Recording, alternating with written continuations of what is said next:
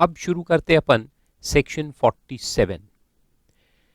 तो last lecture में अपन ने 46 देखा, the first of the exempt transfers. दो सेक्शन है इसके अंदर, 46 एंड 47।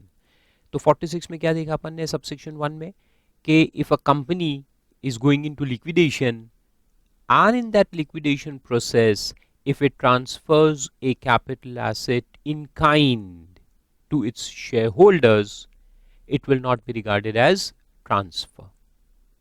Correct, very good. तो अब शुरू करते हैं आगे। अब यहां से सेक्शन 47 अपन शुरू करेंगे। उसमें बहुत सारे points, as you can see the whole list is there, around 35-36 points are there. लेकिन घबराने का नहीं है, एक एक करके देखते हैं, सब समझ में आएंगे और सब याद भी रहेंगे फुल लॉजिक के साथ। Okay, let's do it. तो चलो शुरू करते हैं। सबसे पहला पॉइंट जो है वो सिमिलर टू 46 है। 46 में क्या हुआ था कि कंपनी लिक्विडेशन में गई थी, है ना। तो यहां पे क्या है कि एचयूएफ है और उस एचयूएफ का पार्टीशन हो रहा है। एचयूएफ है, as you can see pictorial representation makes it easier to understand.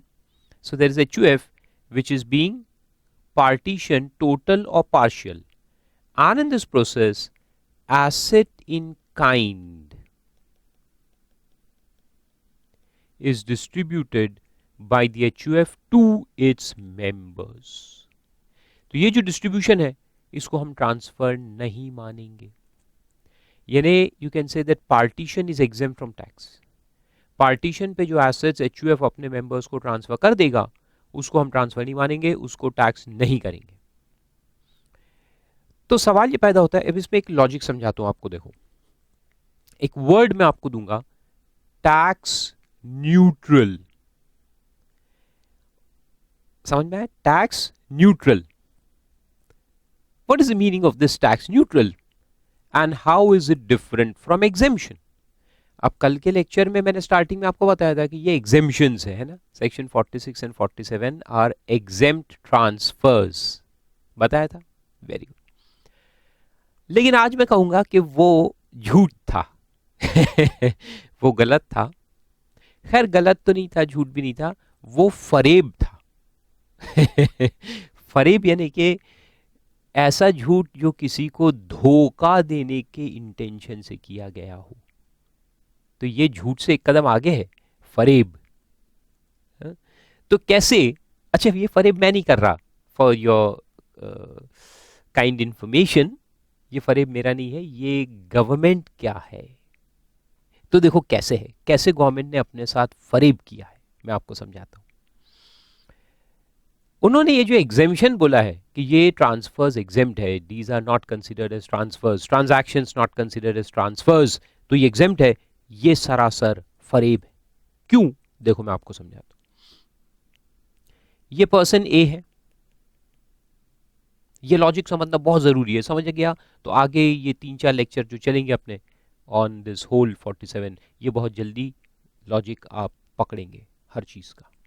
ये ए है, एक पर्सन है, और ये बी है, ये भी एक पर्सन है। जैसे मैंने आपको कल समझाया था ना कि there are 2 types of exemptions here. एक एसेट है जो एक पर्सन दूसरे पर्सन को ट्रांसफर कर रहा है, करेक्ट। और दूसरा एग्जेम्पशन है कि जहां पे असेसी सेम है, पर्सन सेम है, एसेट बदल रहा है। तो या तो एसेट सेम है, पर्सन एक से दूसरे के पास जा रहा है एसेट, या फिर एसेट वही, असेसी वही है, एसेट एक्सचेंज हो रहा है इनटू समथिंग एल्स। ऐसे 2 तरह के एग्जेम्पशंस हैं। तो पहला जो सीरीज अपन देखेंगे काफी टाइम तक वो ये वाला देखेंगे, one person transferring an asset to another person, जैसे इस एग्जांपल में है कि ये एचयूएफ है और एचयूएफ अपने मेंबर को एक एसेट ट्रांसफर कर रहा है।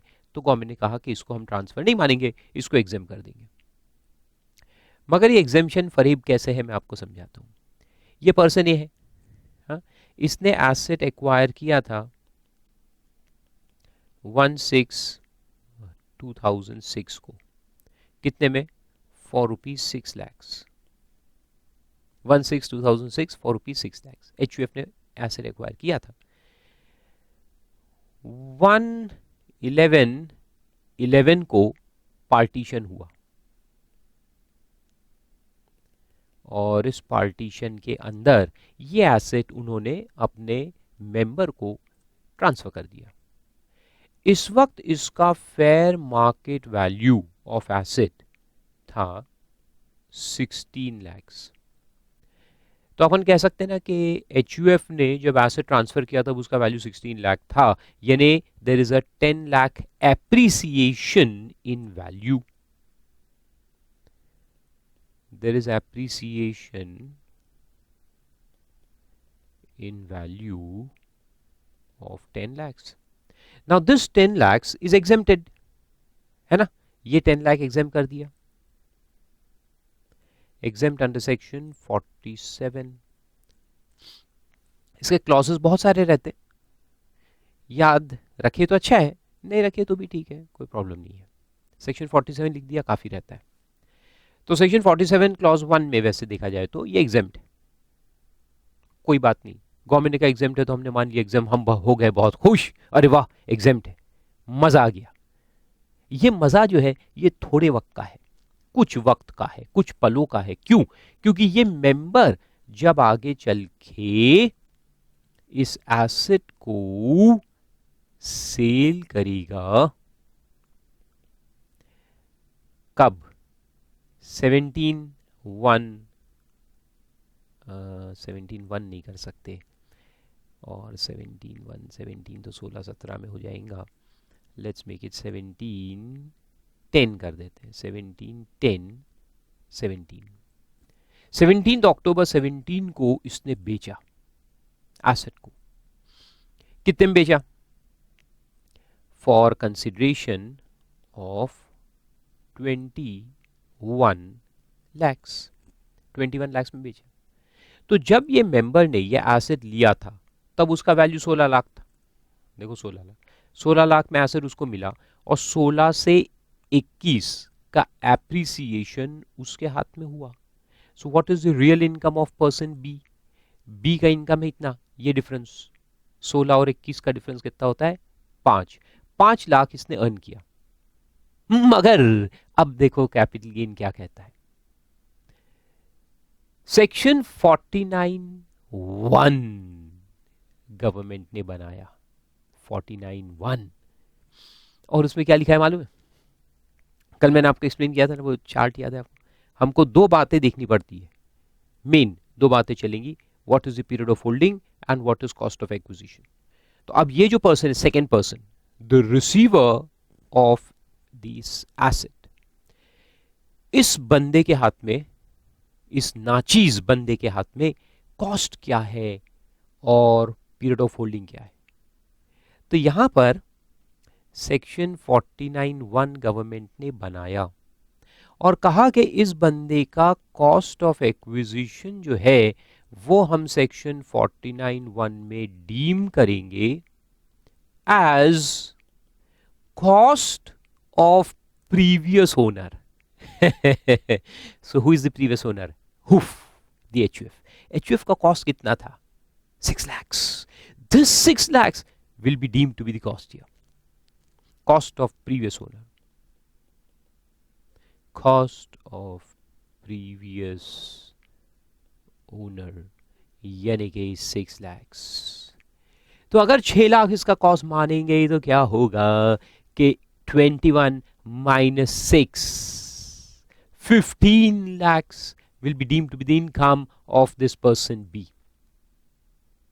15 लाख उसकी इनकम आएंगी। वो 15 लाख क्या है? 15 लाख क्या है? ये 5 लाख का एप्रिसिएशन जो एक्चुअल में उसके हाथ में हो रहा है, और ये 10 लाख का एप्रिसिएशन जो पहले हमने एग्जाम करके रखा है। ये दोनों मिलाकर 3 and 5, 10 और 5 कितना होता है? 15। ये 15 इसके हाथ में टैक्सेबल कर दिया जाएगा। कुछ समझ में आ रहा है? ये 10 जो एग्जेम्पशन दिया था, बड़े बोल रहे थे एग्जेम्पशन है, मैंने कहा था नहीं, फरेब है। ये एग्जेम्पशन फरेब है, ये असली में नहीं है, ये इल्यूजन है, डिल्यूजन है। ऐसे दिख रहा है कि एग्जेम्प्ट है मगर नहीं है। ये exemption for the time being है, टाइम बीइंग के लिए हम इसको इग्नोर करेंगे, लेकिन हमेशा के लिए भूलेंगे नहीं। जैसे वो होता है ना, हस्बैंड सेक्रेटरी के साथ कुछ कर रहा था, अफेयर सॉर्ट ऑफ। बीवी ने देख लिया, फिर हस्बैंड ने माफी मांगी कि ऐसा नहीं है वैसा नहीं है, वो तो सेक्रेटरी है, वो बेचारी को ऐसा हो गया, प्रॉब्लम हो गया था, इसलिए मैं उसको सपोर्ट दे रहा था, इसलिए गले मिल रहा था, उसके आंसू पोंछ रहा था। वाइफ चुप हो जाती है, कहती है कि ठीक है। अब ये ठीक है जो वाइफ कहती है ना, ये बहुत बड़ी चीज होती है, ये फरेब होता है कभी ठीक कुछ नहीं होता, याद रखना। तो ये वही फरेब है।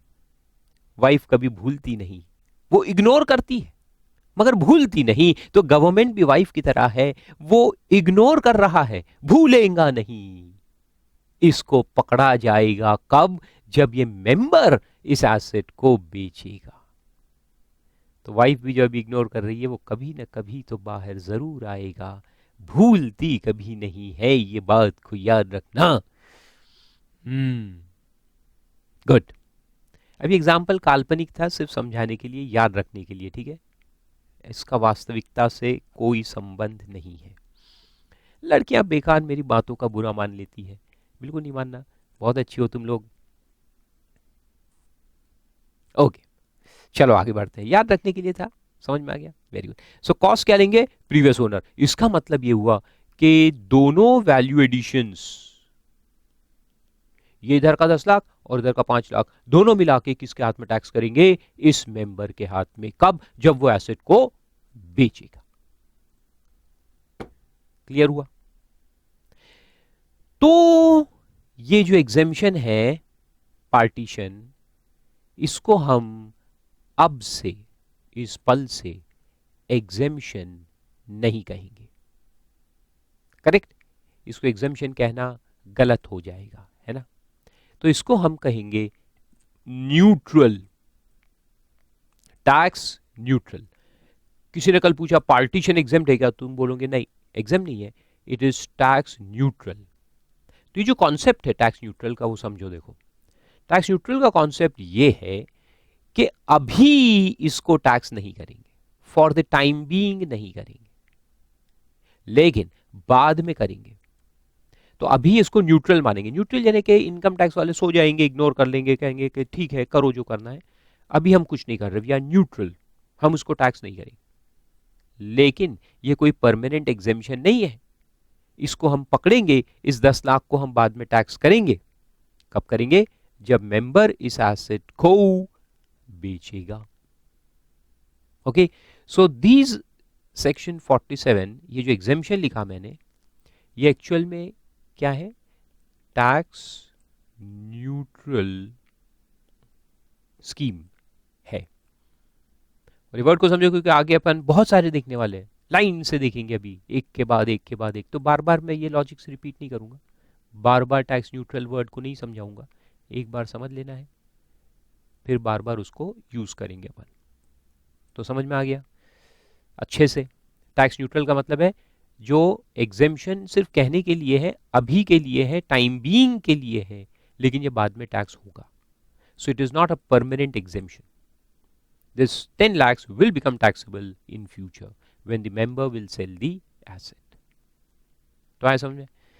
So 49(1) टेक्निकली इसका सेक्शन है जो इस पॉइंट को अचीव करता है, और क्या कहता है कि इसके हाथ में कॉस्ट क्या लेंगे? Cost to previous owner. तो ये 6 लाख इधर कॉस्ट बनेगा। अब क्योंकि ये 6 लाख को हम यहाँ कॉस्ट ले रहे हैं, तो फिर पीरियड ऑफ होल्डिंग भी कहां से काउंट करना पड़ेगा? यहां से करना पड़ेगा ना, क्योंकि कॉस्ट ये ले रहे हैं। और इंडेक्सेशन का फॉर्मूला क्या है कि जब का ये कॉस्ट होता है, इन्फ्लेशन का मतलब क्या होता है कि जब का ये पैसा है, जिस वक्त का है, उस वक्त से इस वक्त का प्रेजेंट वैल्यू निकालना पड़ता है बाय एडिंग इन्फ्लेशन। तो ये 6 लाख किस जमाने का पैसा है? ये 2006 का है, तो फिर 2006 से इंडेक्सेशन भी देना पड़ेगा। इसलिए पीरियड ऑफ होल्डिंग कहां से काउंट करेंगे अपन? 1/6/2006 से, यहां से पीरियड ऑफ होल्डिंग काउंट होगा। तो उसके लिए टेक्निकली कौन सा सेक्शन है? Explanation to section 242A। तो 49(1) जो है वो कॉस्ट के, और पीरियड ऑफ होल्डिंग जो अपन लेंगे इसका मेंबर का, वो लेंगे as per explanation to section 242A। और उसमें क्या लिखा है कि it will include the period of holding of previous owner, previous owner का पीरियड ऑफ होल्डिंग को इंक्लूड करो। यानी कि पीरियड ऑफ होल्डिंग जो है वो देखो, पीरियड ऑफ होल्डिंग ये पूरा यहां से आएगा, यहां से यहां तक आएगा पीरियड ऑफ होल्डिंग, और कॉस्ट ये 6 लाख लेंगे, तो ये 6 लाख से 21 लाख तक का जो एप्रिसिएशन है वो टैक्सेबल होगा।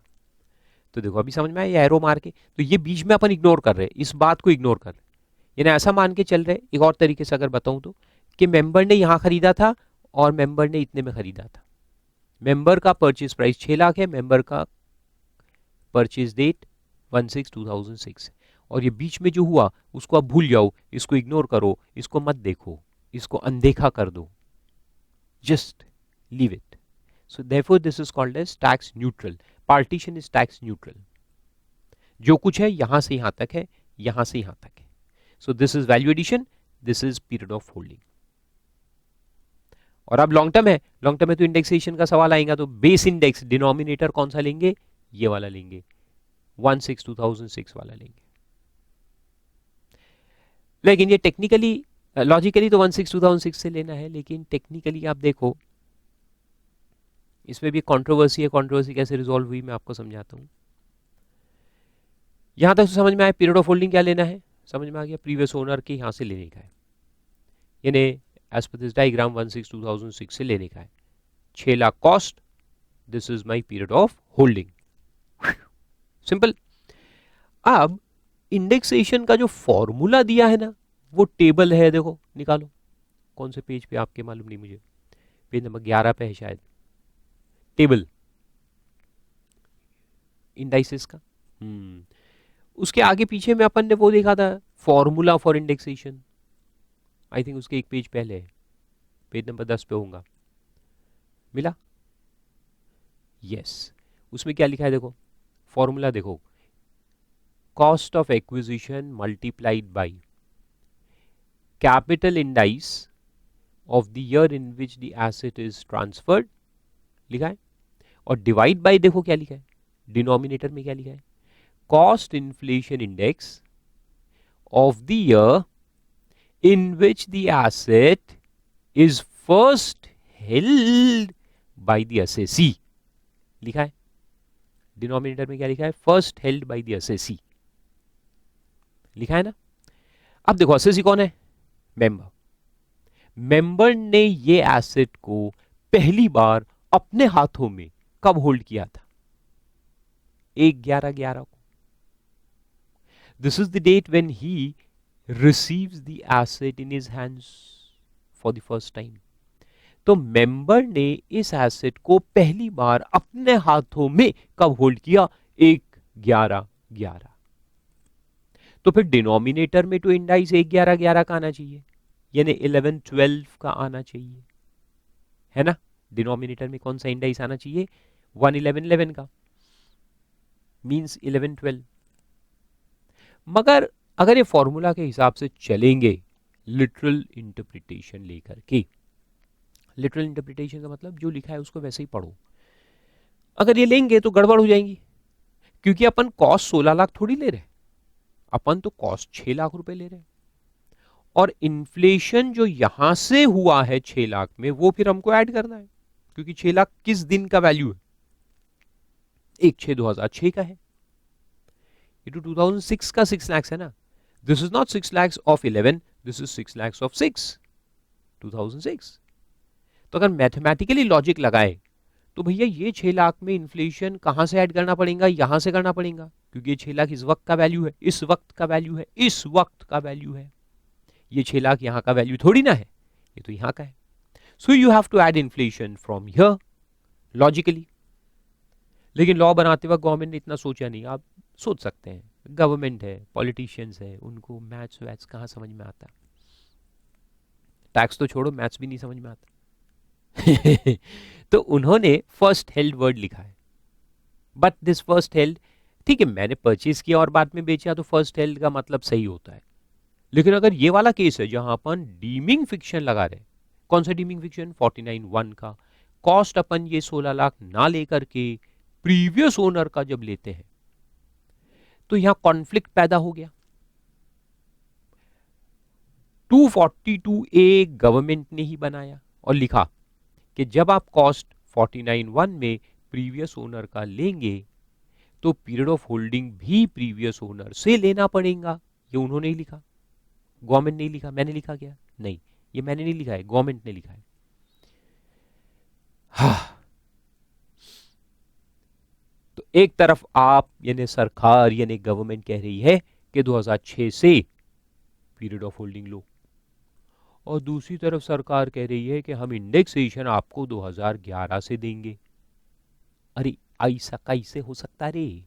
एक तरफ ऐसा, दूसरी तरफ वैसा, आप ये दो बातें कैसे बोल सकते रे? तो हम गए कोर्ट ऑफ लॉ में। अब इसमें बहुत सारे केसेस आए और अल्टीमेटली अब हाई कोर्ट्स ने कहा है, पहले तो काफी कंफ्यूजन था, फिर ट्राइब्यूनल का एक जजमेंट आया था पंजाब एंड हरियाणा का, उसके बाद मंजुला केस आया Bombay high court, Chandigarh high court, सब ने अब ये कहा है, it's now a settled law you can say that if, अच्छे सुनो, if period of holding is taken from 1/6/2006 as per this explanation to 242A, यानी अपन कोई पिछले डेट से डीम्ड पीरियड ऑफ होल्डिंग अगर लेते हैं तो फिर इंडेक्सेशन भी हमें यहीं से मिलेगा, 1/6/2006 से मिलेगा। लॉजिक क्या है उसके पीछे समझ में आया? अगर डीमिंग फिक्शन लगा करके हम पीरियड ऑफ होल्डिंग अगर यहां से ले रहे हैं, प्रीवियस ओनर से ले रहे हैं, तो फिर इंडेक्सेशन का जो फॉर्मूला है उसमें भी हमें डीमिंग फिक्शन लगाना पड़ेगा। तो first held by the assessee जो बोला है तो वहां लेना पड़ेगा first held by previous owner, क्योंकि हर चीज तो प्रीवियस ओनर का ले रहे हैं, कॉस्ट प्रीवियस ओनर से, period of holding previous owner से, तो इंडेक्सेशन भी कहां से मिलेगा? प्रीवियस ओनर से, यानी 1/6/2006 से आपको मिलेगा। So this is the decision which is given by various high courts now. ठीक है, तो नीचे लिख दो इंडेक्सेशन also from 1/6/2006। तो इतनी पूरी कहानी में तीन बातें याद रखने की थी कि जब एक पर्सन दूसरे को एसेट देता है और वो सेक्शन 47 में एग्जाम किया जाता है। अच्छा, ये रूल ऐसा कोई जनरल रूल नहीं है, ये हर एक पॉइंट अलग अलग मैं आपको बताऊंगा, बहुत सारे पॉइंट्स देखेंगे। तो ये पहला पॉइंट है पार्टीशन ऑफ एचयूएफ, हर एक पॉइंट को अलग अलग लेके चलेंगे। So right now we'll only talk about partition of HUF. तो 47 कहता है कि पार्टीशन ऑफ एचयूएफ एग्जाम्ड, तो जब एसेट एचयूएफ से मेंबर के पास गया उसको एग्जाम कर दो, कर दिया। फिर बाद में बोलता है 49 कि मेंबर के हाथ में ये एसेट का कॉस्ट क्या लेंगे? Previous owner. 242 एक्सप्लेनेशन कहता है कि पीरियड ऑफ होल्डिंग क्या लेंगे? प्रीवियस ओनर से। और कोड कहता है कि इंडेक्सेशन भी कहां से देना है? प्रीवियस ओनर से। क्लियर? तीन पॉइंट याद रखने के, तीन पॉइंट याद रखोगे कैलकुलेशन अपने आप हो जाएगा। देखो आप ओरलिज कैलकुलेशन कर सकते हैं। सेल कंसिडरेशन दिया है कितना है? 21 lakh. 21 is sale consideration, 6 is the cost. अब 6 को आप इंडेक्स कर दो, निकालो कैलकुलेटर, पूरा कैपिटल गेन कैलकुलेटर पे हो सकता है। रहता ही क्या है इसके अंदर? कॉस्ट लो, इंडेक्स कर दो, तो 6 लाख कॉस्ट है, लो खोलो कैलकुलेटर, आ गया 6 लाख लिखे, करो डिवाइड बाई 1/6/2006 यानी 6/7 हुआ ना, जून 2006 यानी 6/7। 6/7 का इंडाइस देखो कितना है? 122। ये टेबल हमेशा अपने सामने ही रखना, 122। तो डिवाइड करो, डिवाइड बाई 122 122, मल्टीप्लाई करो 272 से, तो इंडेक्स कॉस्ट अपने को मिल जाएगा 13,37,705। 13,37,705।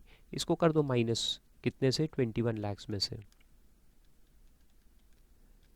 तो कैपिटल गेन आ जाएगा तुम्हारा, लॉन्ग टर्म कैपिटल गेन आ गया 7,62,295।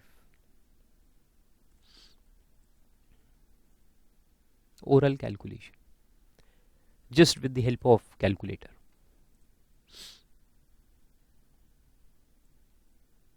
Clear?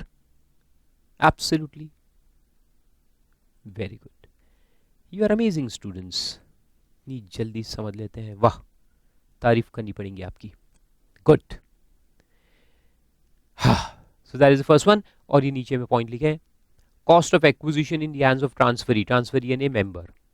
तो मेंबर के हाथ में कॉस्ट क्या लेंगे? Previous owner 491.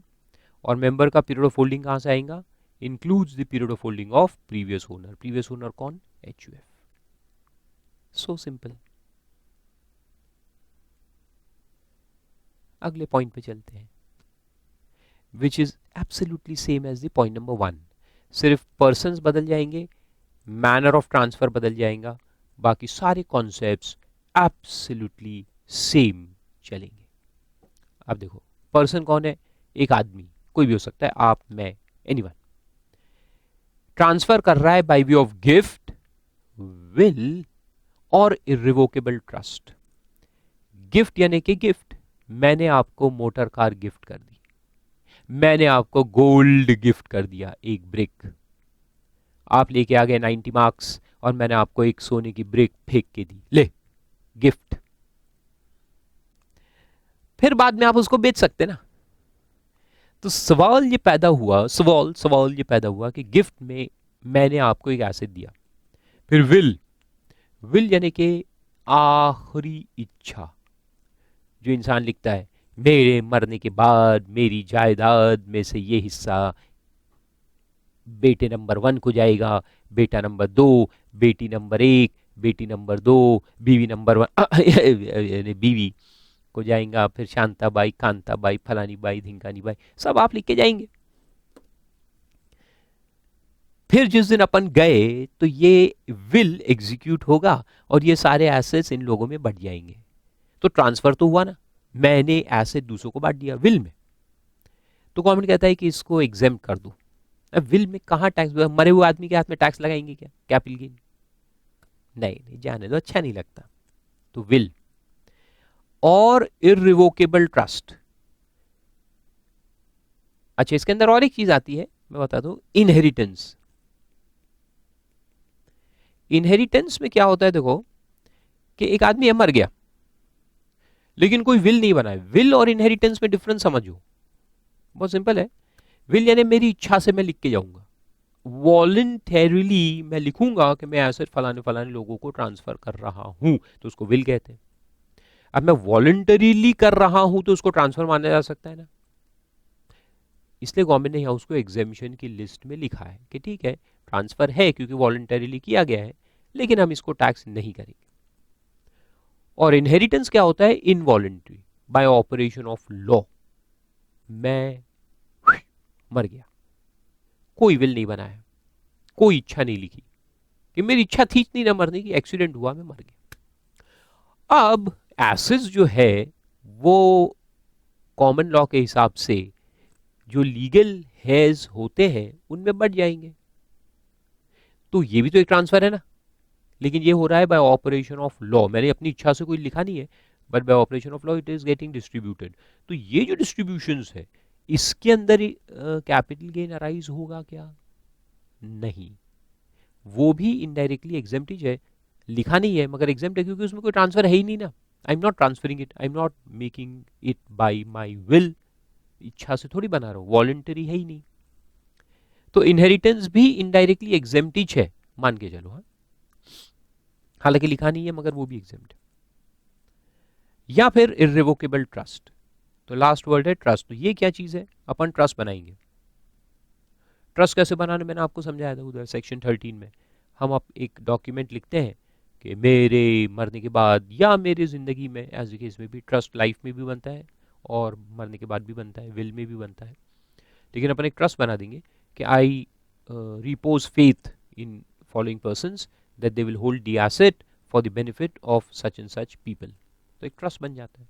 So we can start a trust. अब वो ट्रस्ट बनाएंगे और उसमें एसेट्स को अपन ट्रांसफर कर देंगे ट्रस्ट को, तो वो भी एग्जेम्प्ट रहेगा. लेकिन ट्रस्ट कौन सा होना चाहिए? इर्रिवोकेबल ट्रस्ट. इर्रिवोकेबल यानी कि मैं इसको ट्रस्ट को कैंसिल नहीं कर सकता, I don't have the right to cancel it, तो फिर उसको अपन ट्रांसफर नहीं मानेंगे। और अगर आप रिवोकेबल ट्रस्ट को दोगे तो उसको एक्चुअली ट्रांसफर मानते ही नहीं, वो अपन वहां पढ़ेंगे कहाँ, सेक्शन 63 वगैरह में, क्लबिंग प्रोविजंस के अंदर बताऊंगा मैं आपको कि रिवोकेबल ही रहता है। रिवोकेबल ट्रस्ट बनाओगे तो उसमें कुछ होता है, उसमें इनकम वापस से क्लब हो जाती है तुम्हारे हाथ में, मगर रिवोकेबल ट्रस्ट ट्रांसफर करोगे तो ट्रांसफर माना जाता है, इट्स अ कंप्लीट ट्रांसफर, लेकिन उसको कैपिटल गेन में एग्जेम्प्ट करेंगे। Okay, so gift will irrevocable trust is exempt. अब टेक्निकल पॉइंट्स पहले बता देता हूं।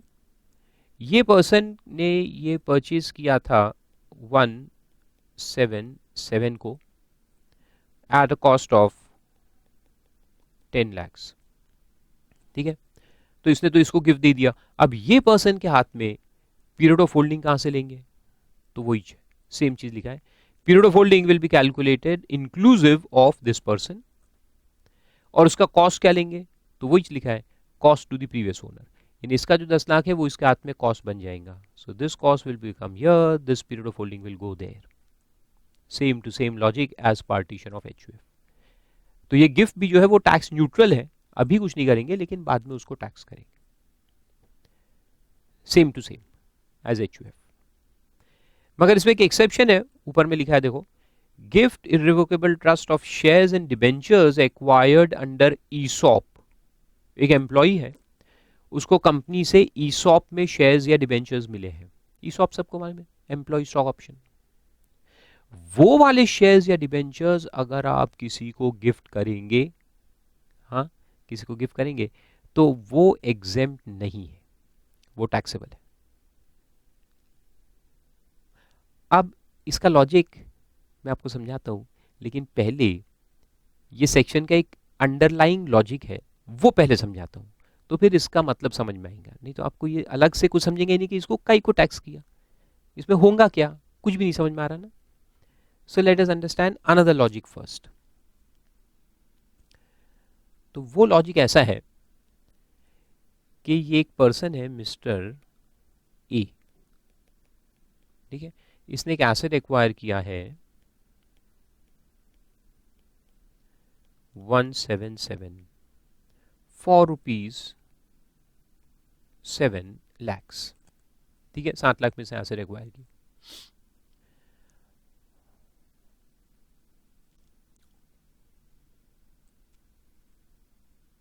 कोई बात नहीं, दिमाग में कुछ कुछ आते रहता है मेरे।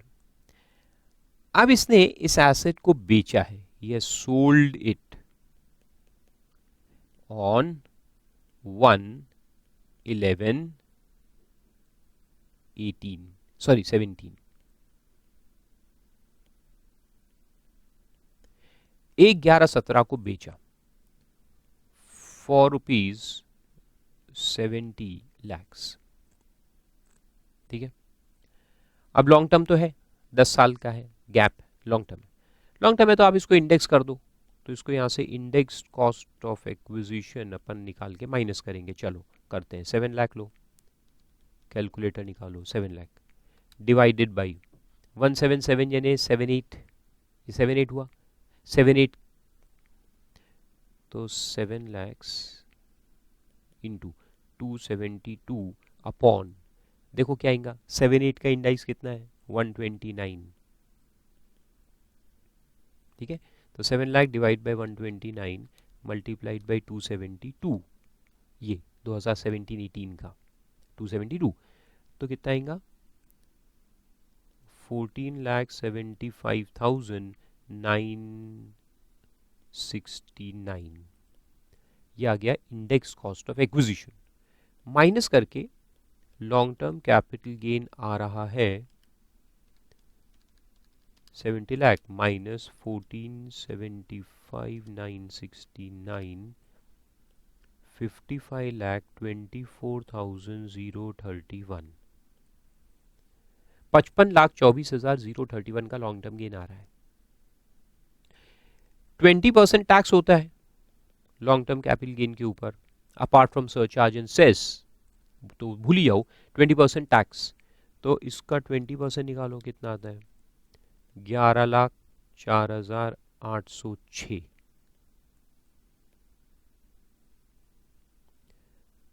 ठीक है, भरोगे क्या आप, भरना चाहते हो टैक्स, आपका है ये case, so will you pay 11 lakhs as income tax, of course देना चाहिए।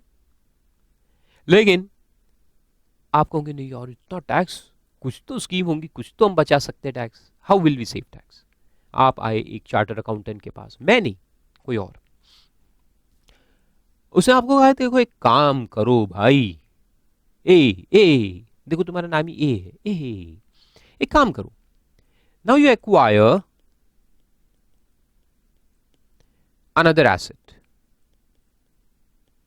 एक एसेट एक्वायर करो फॉर अराउंड 55,25,000, 55,25,000 में एक नया एसेट परचेज करो।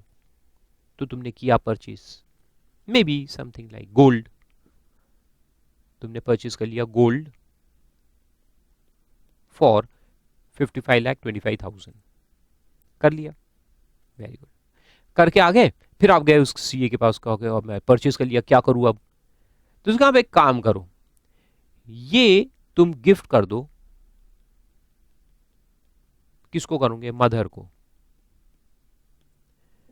तुम्हारी मॉम को गिफ्ट कर दो, अब भी इसी साल में ही कर दो, तो तुमने गिफ्ट करके आ गए,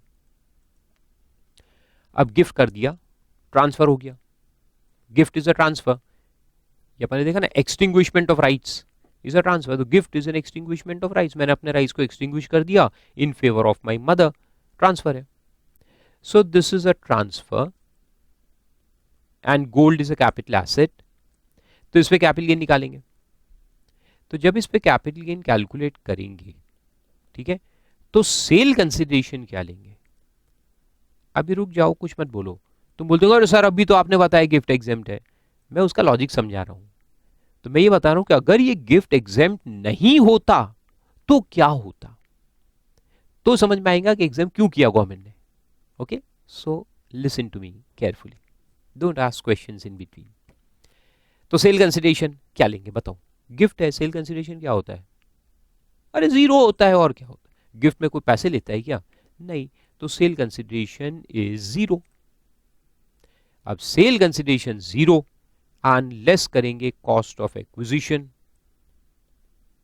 अच्छा पीरियड ऑफ होल्डिंग कितना है, अभी 1 महीना 2 महीना, अभी तो खरीदा और अभी गिफ्ट किया, इसी साल का है, तो शॉर्ट टर्म ही है, period of holding is very less, may be 10 days, may be 15 days, cost of acquisition is 55,25,000, so therefore you will claim short term capital loss of 55,25,000, ये क्या आ गया तुम्हारा, शॉर्ट टर्म कैपिटल लॉस, आ रहा है समझ में मैं क्या कर रहा हूं अब हम क्या करेंगे, ये शॉर्ट टर्म कैपिटल लॉस को वो लॉन्ग टर्म कैपिटल गेन जो आया है 55,24,000 उससे कर देंगे सेट ऑफ, क्या कर देंगे, set of, so this loss which we have got here, what we'll do, we'll set off this loss against this gain, इसको सेट ऑफ कर देंगे, और जैसे ही ये सेट ऑफ हो गया तो ये जो टैक्स आ रहा था तुम्हारा वो पूरा खत्म हो जाएगा, so you will not be required to pay any tax whatsoever,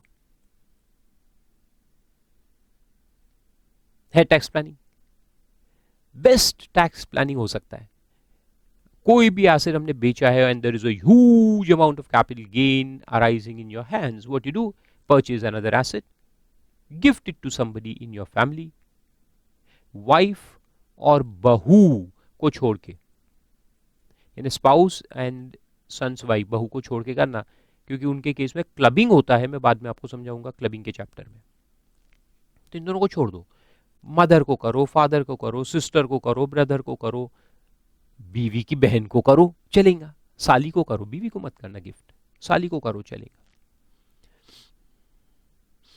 साले को भी कर सकते हैं, जीजे को भी कर सकते, जीजू जीजा जो जो सब कर लो, लेकिन 2 लोगों को छोड़ के गिफ्ट कर देने का और लॉस क्लेम करके फिर सेट ऑफ मार देने का, सेट ऑफ मार के इनकम निल, टैक्स निल। अब बताओ अगर ऐसा हो तो फिर तो सभी लोग ऐसे ही करेंगे, तो क्या गवर्नमेंट अलाउ करेंगे? ऐसा नहीं करेंगे ना। तो इसलिए गवर्नमेंट ने कहा कि गिफ्ट गिफ्ट गिफ्ट को हम ट्रांसफर नहीं मानेंगे, it will not be considered as transfer. तो अगर गिफ्ट ट्रांसफर नहीं है तो उसका मतलब कि ये जो लॉस आप क्लेम कर रहे हैं वो लॉस नहीं आएगा, क्योंकि ये तो एग्जेम्प्ट है, एग्जेम्प्ट है तो लॉस कहां से आएगा? और अगर लॉस नहीं आएगा तो सेट ऑफ भी नहीं मिलेगा, और सेट ऑफ भी नहीं मिलेगा यानी कि ये टैक्स तुमको भरना पड़ेगा, you can not avoid tax. सब टैक्स प्लानिंग का खात्मा कर दिया, गला दबा दिया। कैसे करेंगे अभी? समझ में आए क्यों गिफ्ट को उन्होंने एग्जाम किया है? ताकि लोग लॉस ना क्लेम करें, क्योंकि गिफ्ट में कभी प्रॉफिट आता ही नहीं। अब देखो गिफ्ट में प्रॉफिट कैसे आएगा मेरे को बताओ, how will they B profit? Gift means loss, gift देने वाले को तो लॉस ही होता है ना। तो इसलिए उन्होंने एग्जाम किया इसको ताकि लोग लॉस क्लेम ना करे। आया समझ में लॉजिक? लॉस क्लेम नहीं करना चाहिए, इसलिए उसको उन्होंने एग्जाम किया है। क्या क्या अंदर में लॉजिक रहते देखो। अच्छा वो दूसरा समझाता हूं। अब वो ईसॉप वाला जो केस है वो देखो, अब समझ में आएगा। ईसॉप में क्या होता है कि अब इसके बहुत अंदर में नहीं जाऊंगा, बहुत पुराना है ये, अभी तो कोई खास इसका इंपॉर्टेंस भी नहीं है, बिकॉज बहुत सारे अमेंडमेंट्स उसके बाद आ गए हैं। ईसॉप में होता है कि कंपनी अपने एम्प्लॉइज को बहुत सस्ते में शेयर्स देती है, बहुत सस्ते में देती है। तो ये एक्चुअली जो गिफ्ट का यहाँ फंडा है ना, ये पुराना है। आप कहोगे तो मैं समझा देता हूं। तो इन ओल्ड टाइम्स क्या होता था कि कंपनी शेयर जिसका may be fair market value 100 रुपए है, वो एम्प्लॉय को 10 रुपए में अलॉट करती थी, सस्ते में, at a very discounted price 10 रुपए में अलॉट किया। तो ये 90 रुपए का जो बेनिफिट है, इसका मार्केट वैल्यू 100 रुपए है और अलॉटमेंट 10 रुपीज में, तो ये 90 रुपए पहले परक्विसीट नहीं होता था, पहले परक्विसीट में टैक्सेबल नहीं था ये 2004 के पहले, यानी बहुत पुरानी बात मैं कह रहा हूँ, है ना। So earlier this difference was not taxable as perquisite, इसलिए मैंने ओल्ड लिखा है, नॉट ए पर्क, उसको परक्विसीट नहीं मानते थे। आजकल तो इसको परक्विसीट मानते हैं, लेकिन पहले परक्विसीट नहीं होता था। तो इसको 10 रुपए में दिया। तो इसका मतलब ये है, देखो now employee can do tax planning. तो ये पुराना टैक्स प्लानिंग था जो होता था, कैसे, बहुत जल्दी जल्दी समझाता हूँ क्योंकि आजकल तो रेलिवेंट नहीं है। एम्प्लॉय की सैलरी है 50 लाख, 50 लाख पे तो बहुत सारा टैक्स आ जाएगा। तो वो अपनी कंपनी को कहता है देखो मेरे को 50 लाख मत दो, ये कोई पैसा आप मेरे को पैसा दोगे, मैं बाद में इन्वेस्टमेंट ही करूंगा शेयर्स डिबेंचर्स में, तो मेरे को पैसा मत दो, reduce my salary to only 10 lakhs, सिर्फ 10 लाख की कैश सैलरी मेरे को दो, और 40 लाख जो है वो मेरे को ईसॉप डिस्काउंट दे दो, ईसॉप का डिस्काउंट मेरे को दे दो 40 लाख, यानी उतने शेयर्स मेरे को दो जिसमें डिस्काउंट 40 लाख का हो, यानी 42 लाख के शेयर्स दे दो 2 लाख रुपए में, 2 लाख रुपए मैं आपको दूंगा, मेरे को 42 लाख के शेयर्स दे दो मार्केट वैल्यू, तो मेरे को 40 लाख मिल गया, उधर से 40 लाख भी आ गया, और उस 40 लाख पे टैक्स भी नहीं लगा। इससे अच्छा क्या हो सकता है देखो, है ना। So what will do, you will reduce a salary to only 10 lakhs, तो सैलरी को 10 लैक्स कर देंगे, और ईसॉप डिस्काउंट अपन ले लेंगे 40 लाख का। अब ये तो ले लिया, यानी कि इस वक्त तो आपको 40 लाख एग्जेम्प्ट हो गया पुराने जमाने में, लेकिन जब ये शेयर्स बेचोगे मार्केट में तो ये 40 लाख प्रॉफिट बन जाएगा, तो टैक्सेबल हो जाएगा। सब 2004 के पहले की बात कर रहे हैं। तो वहां पे फिर लोग क्या करते थे कि खुद के हाथ में टैक्स ना आए, 40 लाख इनकम मेरी आ जाएंगी ना अगर मैं बेचूंगा तो, क्योंकि मार्केट वैल्यू तो ज्यादा है। If I sell the shares जो सैलरी था वो कैपिटल गेन में कन्वर्ट हो जाएगा, लेकिन आएगा तो मेरी याद में, तो टैक्सेबल तो होगा ही। तो वहां लोगों ने एक तरीका निकाला था कि इसको गिफ्ट कर दो किसी और फैमिली मेंबर को, मदर फादर को गिफ्ट कर दो जिनकी कोई दूसरी इनकम नहीं है, उनको गिफ्ट कर दो ये शेयर्स, और बाद में वो लोग जब इसको बेचेंगे तो उनके हाथ में प्रॉफिट आएगा, हमारे हाथ में प्रॉफिट ना आके उनके हाथ में आएगा। तो लोग ये शेयर्स को यूज कर रहे थे for transferring their income, shifting their income to other family members who don't have other incomes, so you can use their basic exemption limits. इस काम में इसको यूज किया जा रहा था। तो जब गवर्नमेंट को पता चला कि लोग ईसॉप शेयर्स को गिफ्ट करके इनकम का शिफ्टिंग कर रहे हैं, कि हमारी इनकम अब दूसरे आदमी के हाथ में आएगी जिनका बाकी कोई इनकम है नहीं, तो अपन उनका basic exemption, lower tax rates को यूज कर लेंगे। तो गवर्नमेंट ने फिर कहा कि no no no no no no no no no, gifting of ESOP shares will not be exempt in employees hands. पहले एग्जाम था तो ये शिफ्ट हो गया, और फिर मदर फादर ने बेचा तो उनके हाथ में इनकम आई। तो गवर्नमेंट ने कहा नो नो नो, ये एम्प्लॉई अगर गिफ्ट करेगा टू एनीवन कौन सी चीज, ईसॉप के शेयर्स, तो इसको अपन एग्जाम नहीं करेंगे, इसको टैक्सेबल करेंगे। तो गवर्नमेंट ने बोला टैक्सेबल होगा, और टैक्सेबल होगा, लेकिन गिफ्ट में तो सेल कंसिडरेशन जीरो होता है, जीरो होता है तो टैक्स कैसे निकालेंगे। तो गवर्नमेंट ने वहां सेक्शन 49 में लिखा है कि no no no no no, ये जब ईसॉप के शेयर्स आप गिफ्ट करोगे वो टैक्सेबल है, और उसका सेल कंसिडरेशन जो है वो रहेगा फेयर मार्केट वैल्यू।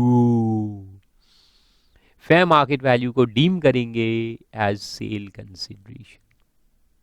तो फेयर मार्केट वैल्यू ये है, देखो 100 रुपए, तो अगर तुम गिफ्ट करोगे, आज कंपनी से मिला, कल मदर फादर को गिफ्ट किया, तो मान लो कि फेयर मार्केट वैल्यू सेम है, तो ये पूरा 40 लाख तुम्हारे हाथ में टैक्सेबल हो जाएंगे। तुम्हारा परचेज प्राइस 10 लाख या जो भी है तुम्हारा परचेज प्राइस है, और तुम गिफ्ट कर रहे हैं, तो उसका मार्केट वैल्यू, तो ये डिस्काउंट जो है वो पूरा तुम्हारे हाथ में टैक्सेबल हो जाएगा। यानी तुमने, ऐसा अपन ने बोले ना, 42 लाख के मार्केट वैल्यू के शेयर तुमने 2 लाख में खरीदे, 40 लाख का डिस्काउंट, तो अब ये गिफ्ट करोगे तो वो फेयर मार्केट वैल्यू 42 लाख आएगा, 42, तुम्हारा कॉस्ट 2 लाख माइनस होगा, और ये 40 लाख हो जाएगा टैक्सेबल इन योर हैंड्स।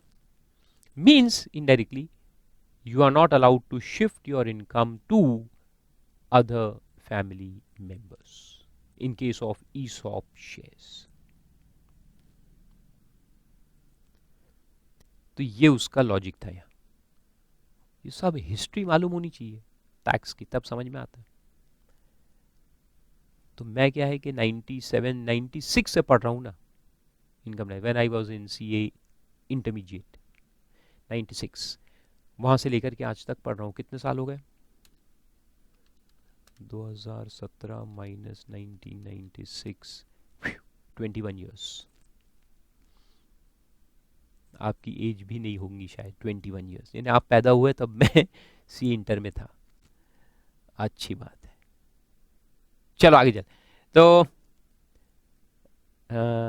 इधर एक पॉइंट लिख दो, देखो गिफ्ट लिखा है ना, यहाँ पॉइंट लिख दो, sale consideration is equal to fair market value of ESOP shares debentures.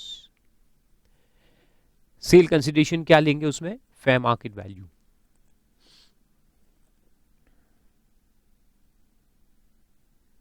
ठीक है, तो यहां तक क्लियर हुआ, यहां तक सारे पॉइंट्स क्लियर हुए। अब आप सोचते होंगे खत्म हो गया, नहीं नहीं नहीं, खत्म नहीं हुआ, अभी तो बाकी है। असली पॉइंट नीचे लिखा है, देखो अब एक पॉइंट यहाँ लिखा है नीचे, very interesting and important point. अभी तक हमने क्या देखा, एक बार रिकैप कर लेते हैं कि अगर एक आदमी कोई भी एसेट गिफ्ट करेगा किसी दूसरे पर्सन को, तो गिफ्ट को ट्रांसफर नहीं मानेंगे, ठीक है। लेकिन जो दूसरा पर्सन है उसके हाथ में कॉस्ट क्या लेंगे, cost to previous owner, period of holding क्या लेंगे, including the period of holding of previous owner. ठीक है, यहां तक देखा। अब क्या हुआ कि कुछ साल पहले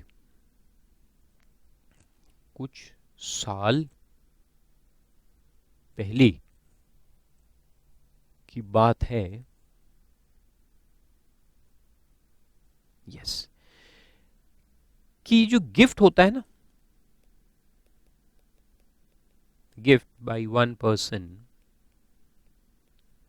टू अनदर पर्सन, ठीक है, gift by one person to another person, ये जो गिफ्ट है, तो जो देने वाला है, जो देने वाला है उसको तो अपन ने एग्जेम्प्ट किया, गिफ्ट के ऊपर कोई टैक्स नहीं लगाएंगे, तो एग्जेम्प्ट अंडर सेक्शन 47।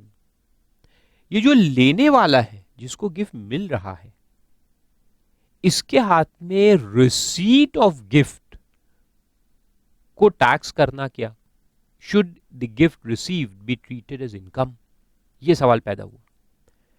तो पुराने जमाने में ये जो गिफ्ट रिसीव्ड है वो टैक्सेबल नहीं होता था, कोई भी गिफ्ट रिसीव टैक्सेबल नहीं था, it was absolutely not taxable, क्योंकि गिफ्ट कोई इनकम थोड़ी होती है। लेकिन 2004 से ये गिफ्ट रिसीव को भी गवर्नमेंट ने टैक्सेबल किया हुआ है under the head income from other sources. लेकिन रुक जाओ, कंक्लूजन पे मत पहुंचो, सारे गिफ्ट टैक्सेबल नहीं है, उसमें कुछ एक्सेप्शंस भी है। एक्सेप्शंस है लाइक मैरिज, आप शादी करो और शादी के वक्त जो भी गिफ्ट्स आपको मिलते हैं वो सब इनकम टैक्स में एग्जेम्प्ट होते हैं, चाहे आपको मोटर कार मिले, चाहे आपको स्पेस शटल क्यों ना मिले, खिलौने वाला ऑफकोर्स को एक्चुअल स्पेस शटल थोड़ी देने वाला है, इलन मस्क को आप बुलाने वाले कि अपने शादी के बर्थडे में, शादी की पार्टी में मैं कह रहा हूँ कि वो एक स्पेस शटल लाएंगे आपको गिफ्ट करेंगे, नहीं, आप किसको बुलाओगे, फारूक टीचर को बुलाओगे, क्या देंगे बेचारे, खिलौना देंगे, खैर जो भी दूंगा वो भूलो। सो द पॉइंट इज के marriage gifts are not taxable, birthday gifts taxable है, 3 तरह के गिफ्ट्स टैक्सेबल है, cash exceeding 50,000 in a financial year, साल भर में अलग अलग लोगों से मिले आपको, कभी 50 रुपए मिला, कभी 10 रुपए मिला, कभी 40 रुपए मिला, गिफ्ट मिलते गए, और साल भर का टोटल अगर 50,000 रुपए से ऊपर हो गया कैश गिफ्ट तो टैक्सेबल है, 56,000 हो गया तो पूरा 56,000 टैक्सेबल है, ऐसा नहीं कि 50 के ऊपर का 6, no no no no, full full full 56 taxable. और अगर 56 की जगह सिर्फ 48,000 मिला होता तो, या इवन 50, तो नॉट टैक्सेबल। सिमिलर, तो एक है कैश गिफ्ट, दूसरा है मूवेबल एसेट्स। मूवेबल एसेट्स में गोल्ड आता है, पेंटिंग्स, ड्राइंग्स, स्कल्पचर्स, जो अपने कैपिटल एसेट की डेफिनेशन देखे ना वही वाले सारे, मोटर का, पर्सनल इफेक्ट्स नहीं, पर्सनल इफेक्ट्स नहीं, सिर्फ जो कैपिटल एसेट में देखे थे वो वाले अगर आपको मिले, और वो भी अगर 50,000 रुपए से ऊपर के मिले, जिनका फेयर मार्केट वैल्यू 50,000 से ऊपर है एग्रीगेट में, तो वो भी टैक्सेबल है।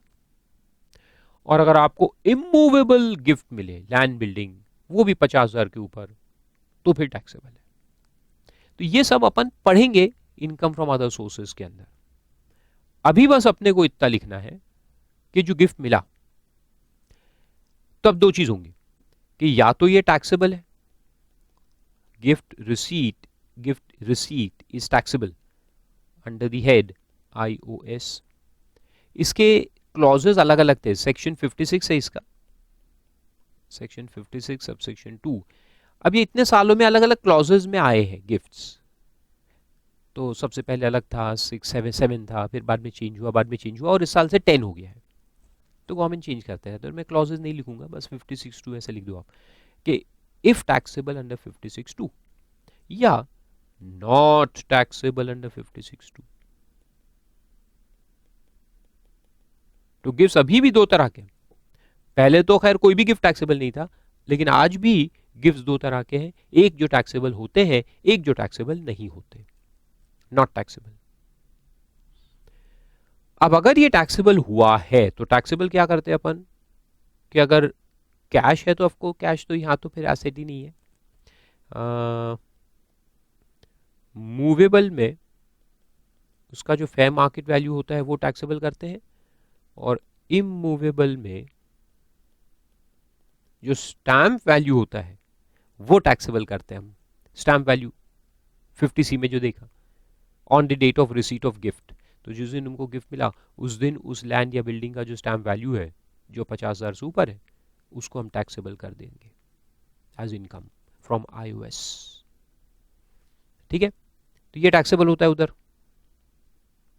तो अब सवाल आया कि ये एसेट जब आप बाद में बेचोगे ऑन सेल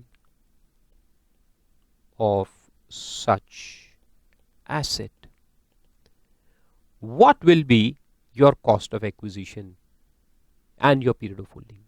तुम्हारा कॉस्ट क्या रहेगा और तुम्हारा पीरियड ऑफ होल्डिंग क्या रहेगा। ठीक है, तो कॉस्ट में अब दो चीज हो जाएगी। अभी हमने क्या देखा, कॉस्ट टू प्रीवियस ओनर, तो वो तब लगता है जब ये गिफ्ट रिसीव्ड टैक्सेबल नहीं हुआ है। जो गिफ्ट मिला हमको अगर टैक्सेबल नहीं हुआ है IOS में, तो फिर हमारा कॉस्ट रहेगा previous owner.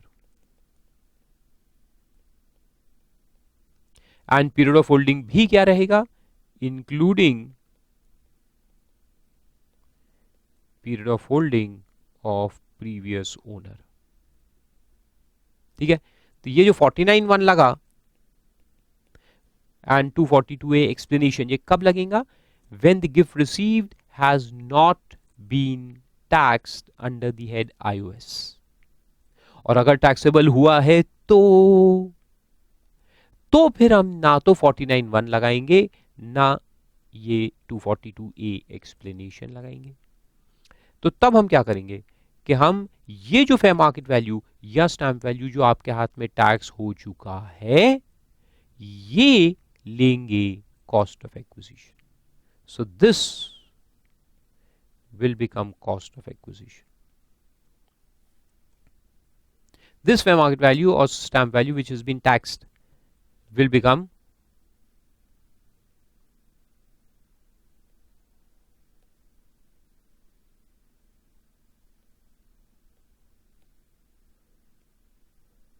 fair market value or stamp value will become your cost of acquisition. And what will be period of holding? Only assessee himself, no previous owner. यहाँ प्रीवियस ओनर का अपन नहीं लेंगे। आई समझे? तो ये चार्ट भी आप अच्छे से लिखो पूरा। तो देखो यहां लिखा है, if asset received as gift is made taxable under section 56 subsection 2 clause 7, 7A और 10। तो 7, 7A जो है पुराने थे, 10 अभी नया है। Then cost of acquisition of such asset shall be the value which has been taken into account for the purpose of section 56(2). यानी यहां पे क्या चार्ज होता है, फेयर मार्केट वैल्यू या स्टैम्प वैल्यू। तो जो फेयर मार्केट वैल्यू या स्टैम्प वैल्यू यहां पे ऑलरेडी चार्ज हो चुका है इनकम फ्रॉम अदर सोर्सेज के अंदर, वो अब माना जाएगा cost of acquisition. Simple. In such case, the period of holding of previous owner shall not be included. Previous owner का period of holding भी फिर अपन include नहीं करेंगे। Okay? Simple. So let's see an example. Ms. Bipasha acquired gold jewelry on 1602 at a cost of 12 lakhs and gifted the same to Shanti on 1113. Gift दिया उसने शांति को 1 जनवरी 2013 को, जब उसका फेयर मार्केट वैल्यू था 18 lakhs। Okay, Shanti transverse the same on 1/12/18 for 45 lakhs। शांति ने बाद में उसको 45 लाख में बेचा 1/12/18 को। Compute the capital gain arising in the hands of miss Bipasha and miss Shanti respectively on the following assumptions. Number 1, that Bipasha and Shanti are relatives or they are not relatives। तो इसका फर्क जो पड़ेगा वो रिसीवर पे पड़ेगा। जो donor है, जो गिफ्ट देने वाला है, उस पर कोई फर्क नहीं पड़ता, क्योंकि गिफ्ट देना तो एग्जेम्प्ट है, चाहे आप गिफ्ट अपने रिलेटिव को दो या नॉन रिलेटिव को दो। Transfer by way of gift is not considered as transfer, है ना, क्लॉज अपन ने देखा। तो बिपाशा जो ट्रांसफरर है उसके हाथ में तो कैपिटल गेन एग्जेम्प्ट है, लेकिन जो रिसीवर है शांति, अगर वो रिलेटिव है तो रिलेटिव से मिला हुआ gift income from other sources में सेक्शन 56 अभी जो चल रहा है 10 to 10 उसमें टैक्सेबल नहीं होगा। और जब शांति आगे उसको बेचेगी तो फिर कॉस्ट क्या लेंगे अपन, cost to previous owner. Okay, and period of holding will include the period of holding of previous owner and indexation will be given right from the beginning. ठीक है, तो वो पहले केस में। और दूसरा केस है कि they are not relatives. If they are not relatives तो शांति को जब ये गिफ्ट मिलेगा तो ये 18 लाख रुपए जो है फेयर मार्केट वैल्यू, ये उसके हाथ में हम टैक्स कर देंगे इनकम फ्रॉम अदर सोर्सेज में। और एक बार वो टैक्स हो गया तो फिर बाद में जब वो बेचेंगी तो बेचते वक्त उसका कॉस्ट ऑफ एक्विजिशन क्या लेंगे अपन, normal cost of acquisition. Normal cost of acquisition will be the fair market value of 18 lakhs. ये जो फेयर मार्केट वैल्यू हम अदर सोर्सेज में टैक्स कर देंगे वो बन जाएगा उसका कॉस्ट ऑफ एक्विजिशन। और फिर उसमें अपन प्रीवियस ओनर का पीरियड ऑफ होल्डिंग इंक्लूड नहीं करेंगे। ओके, तो चलो दोनों एंगल्स अपन इसको सॉल्व करके देखते हैं। तो सबसे पहला पॉइंट है सॉल्यूशन में, assumption Bipasha and Shanti are relatives. उसमें पहला point, calculation of capital gain in the hands of Bipasha. Bipasha is the transferor, तो वहां लिख दो, पूरा लिखो, gift is not considered as transfer, hence no capital gains. Okay. Then in the hands of शांति, शांति को जब गिफ्ट मिलेगा तो उसको अपन टैक्स करेंगे क्या अदर सोर्सेज में, नहीं करेंगे। तो बाद में जब वो बेचेंगी तो उस पर कैपिटल गेन निकालेंगे क्या, यस। और ये कैपिटल गेन निकालने के लिए ट्रांसफर ऑफ ज्वेलरी पे जब कैपिटल गेन निकालेंगे तो पीरियड ऑफ होल्डिंग क्या लेंगे अपन, बिपाशा का जो पीरियड ऑफ होल्डिंग है उसको इंक्लूड करके लेंगे। तो देखो बिपाशा ने कब एक्वायर किया था, 1602, तो यहां से लेंगे 1602 से लेकर के 1/12/18 जब शांति ने उसको बेचा, 1602 to 1/12/18, 1602 to 1/12/18, more than 36 months दिख रहा है। ज्वेलरी है तो 36 मंथ्स देखेंगे, therefore long term capital asset. Sale consideration कितना है, कितने में बेचा उसने, 45 लाख में। तो लिख दो सेल कंसिडरेशन 45 लाख। और इंडेक्स कॉस्ट ऑफ एक्विजिशन लेंगे तो कॉस्ट क्या लेंगे अपन, प्रीवियस ओनर, यानी कि 12 lakh into 280 divided by index कौन सा लेंगे, ये 1602, जब प्रीवियस ओनर ने एसेट को पहली बार होल्ड किया था। तो 1602 62 यानी कि 23, तो 23 का इंडेक्स वो कितना है, 23 का इंडेक्स है 105,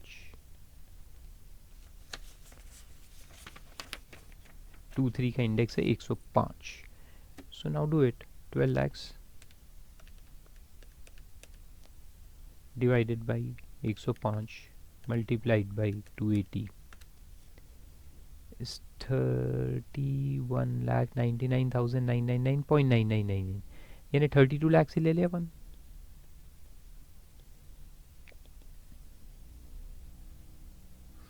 है ना, अब 32 क्या तो बचेगा 13 लाख, ये बचेगा लॉन्ग टर्म कैपिटल गेन।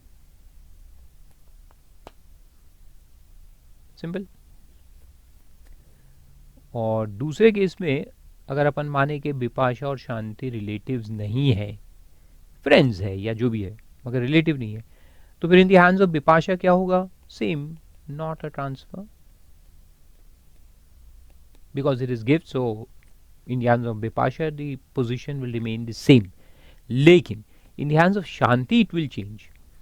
जिसको रिसीट हुआ है गिफ्ट का 2013 में, तो इसको कर देंगे taxable as income under the head IOS। कितना, उसका फेयर मार्केट वैल्यू मेरे ख्याल से 13 लाख था, एक बार चेक कर लो,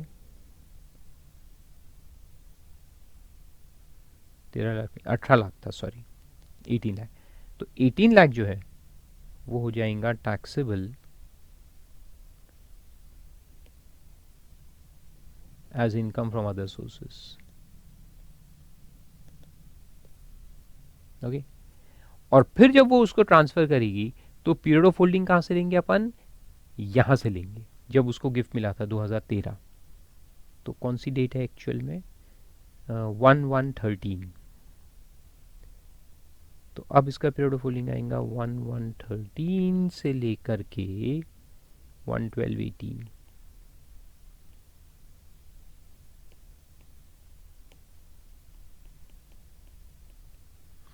खैर ये भी 36 मंथ्स के ऊपर ही है, therefore long term capital asset हो जाएगा। सेल कंसिडरेशन वो ये 45 लैक्स। लेकिन अभी जो इंडेक्स कॉस्ट ऑफ एक्विजिशन अपन निकालेंगे वो, इसको इंडेक्स कर दो, इंडेक्स कॉस्ट ऑफ एक्विजिशन वो लेंगे अपन 18 लैक्स इंटू 280, यानी कि 18-19 का इंडेक्स डिवाइडेड बाई जनवरी 13 यानी 12-13। 12-13 का देखो कितना है, 12-13 का है 200 इंडेक्स। तो करो 18 lakhs divided by 200 multiplied by 280 is 25,20,000।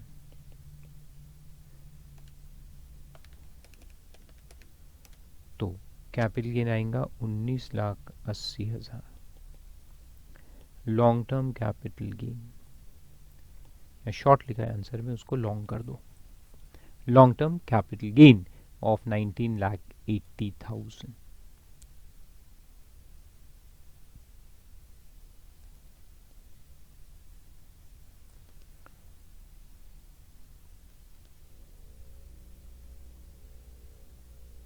Simple है। चलो देखते हैं आगे, नेक्स्ट पे चलते हैं।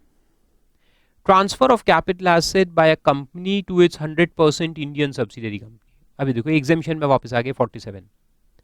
Transfer of capital asset by a company to its 100% Indian subsidiary company is exempt, it will not be regarded as transfer.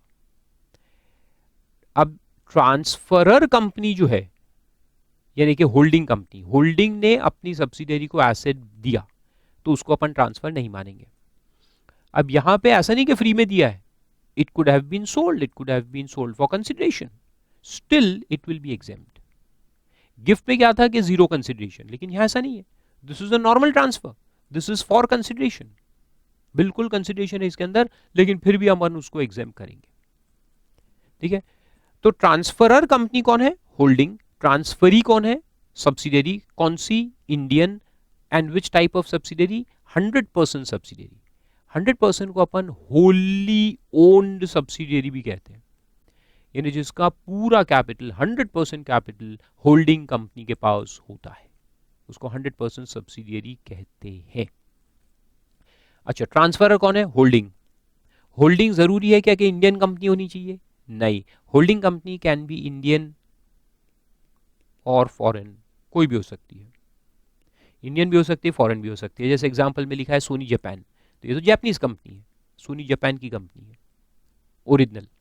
उसने एक एसेट अपनी इंडिया की सब्सिडियरी को दिया, सब्सिडियरी इंडियन होनी चाहिए, ये कंडीशन है, और वो 100% होनी चाहिए, wholly owned, fully owned.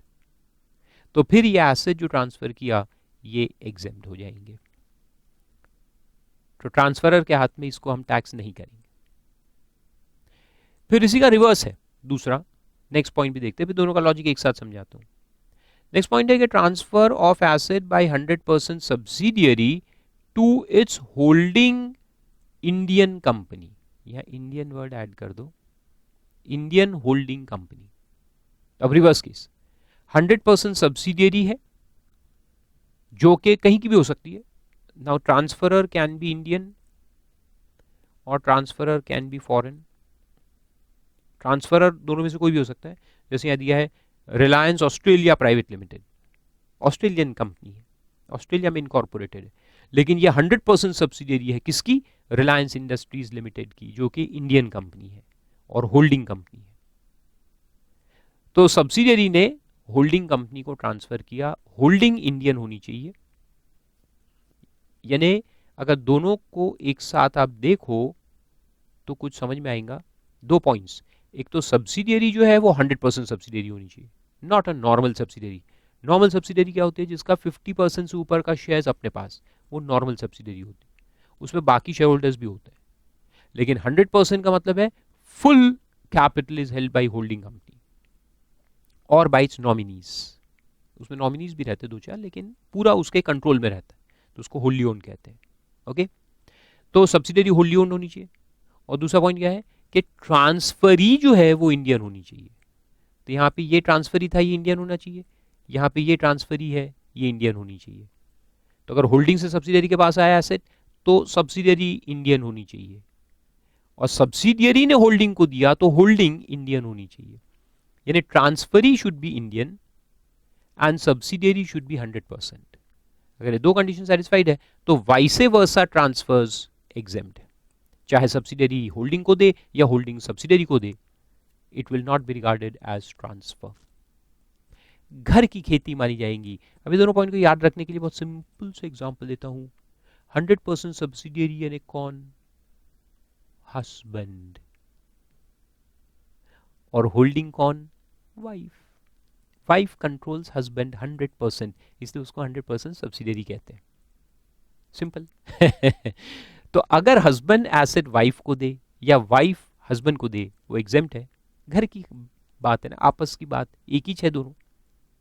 100% subsidiary का मतलब ही क्या? अपन ही है, होल्डिंग कंपनी है, वो सिर्फ नाम के लिए अलग है। यस, दैट इज लॉजिक, मजाक नहीं कर रहा मैं, ये जोक नहीं है, ये लॉजिक है। एग्जामिशन के पीछे लॉजिक क्या है कि 100% सब्सिडियरी अपन ही है ना, वो अपन ही तो है। 100% यानी पूरा इंटरेस्ट अपना है, तो फिर अलग कहां हुई? नाम की अलग है मगर है तो अपन ही, इसलिए उसको एग्जामिशन दिया है। आपस की बात, अपनी बात है, घर की बात, तो उसको एग्जामिशन दिया है।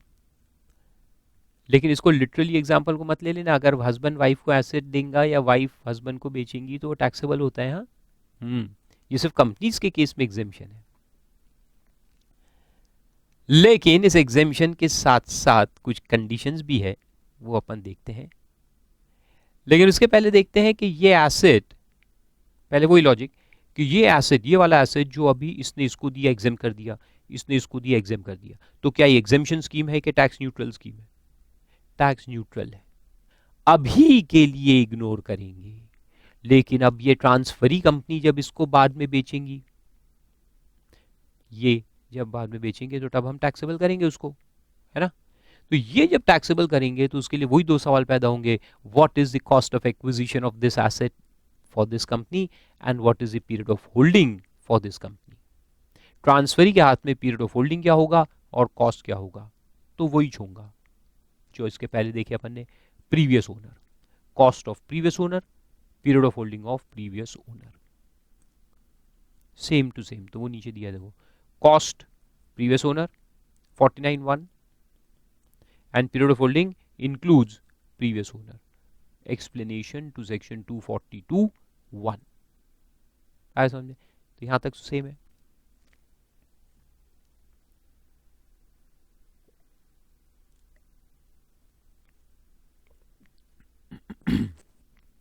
मगर यहां पर अब दो कंडीशंस हैं, दो कंडीशन है इस एग्जामिशन के पीछे for this holding subsidiary case, vice versa जो केस है, होल्डिंग सब्सिडियरी, सब्सिडियरी होल्डिंग। तो यहां पे दो कंडीशंस गवर्नमेंट ने लगाए।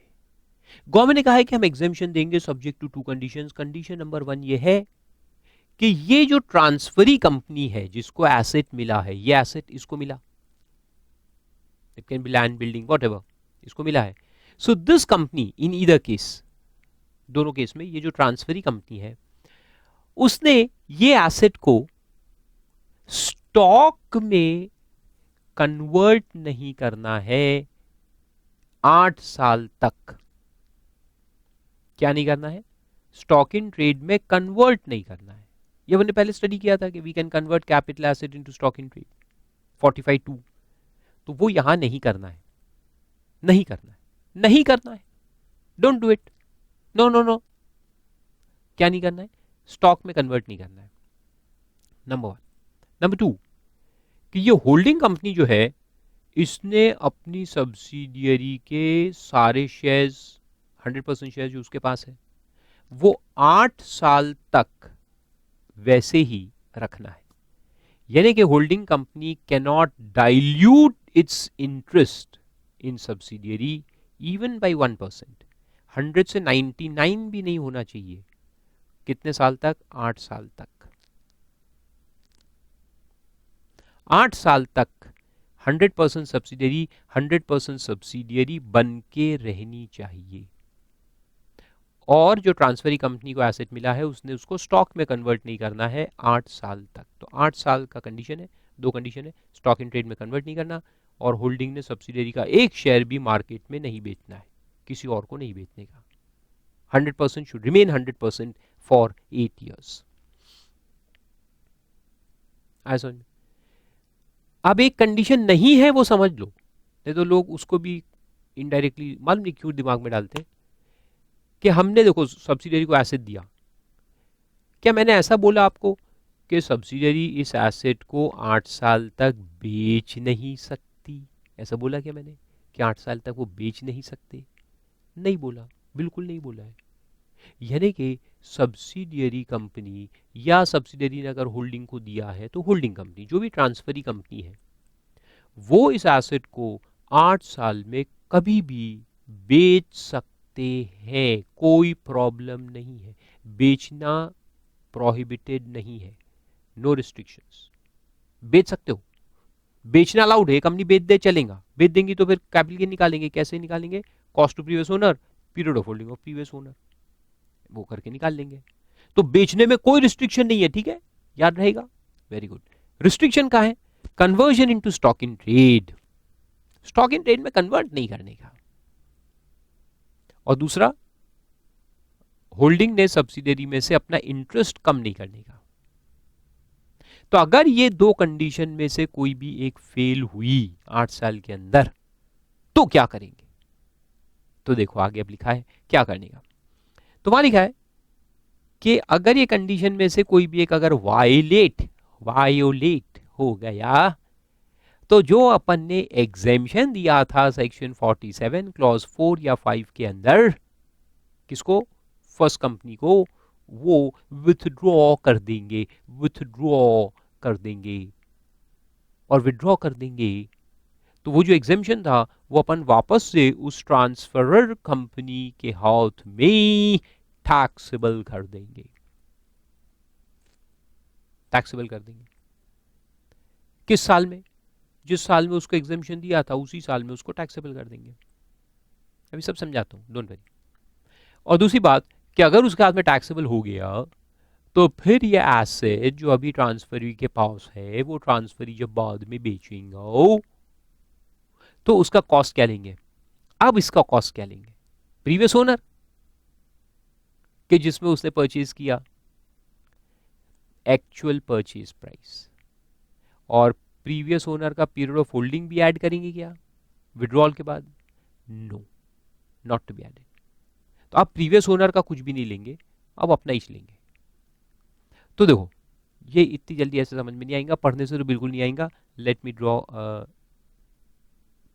Diagram and which you can also draw along with me. ये है होल्डिंग कंपनी और ये है सब्सिडियरी कंपनी। अब इसने इसको एसेट ट्रांसफर किया, ठीक है। होल्डिंग कंपनी ने परचेज किया था 1/1/2005 को और उसका कॉस्ट ऑफ एक्विजिशन है 60 lakhs। एसेट ट्रांसफर हुआ 1/6/15 को, ट्रांसफर कब हुआ? 1/6/15 को। और ये मैंने कहा ना फ्री में नहीं रहता, होल्डिंग फ्री में थोड़ी देंगे सब्सिडियरी को, गिफ्ट का केस नहीं है, इट इज सोल्ड। कितने में सेल किया? 96 lakhs में सेल किया था। कितने में, 96 लाख में, सब्सिडरी को सारे कंडीशन सेटिस्फाइड थे। तो ये जो कैपिटल गेन इधर आया, ये कैपिटल गेन वैसे अपन निकाल सकते हैं क्या, यस 2005 से 2015 लॉन्ग टर्म है, आप निकाल लो। देखो sale consideration 96 less index cost of acquisition अपन निकाल सकते हैं कैलकुलेटर पे, लो 60 लाख,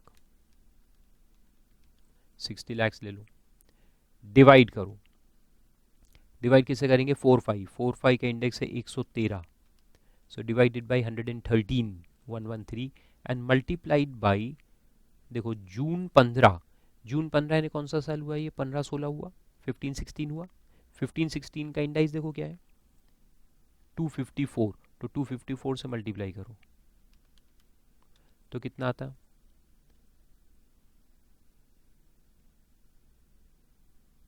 और ये तो लॉस में कन्वर्ट हो रहा है, कोई बात नहीं, 1,34,86,726 1,34,86,726 आया और ये 96 lakhs, so there is a loss, long term capital loss आया कितना,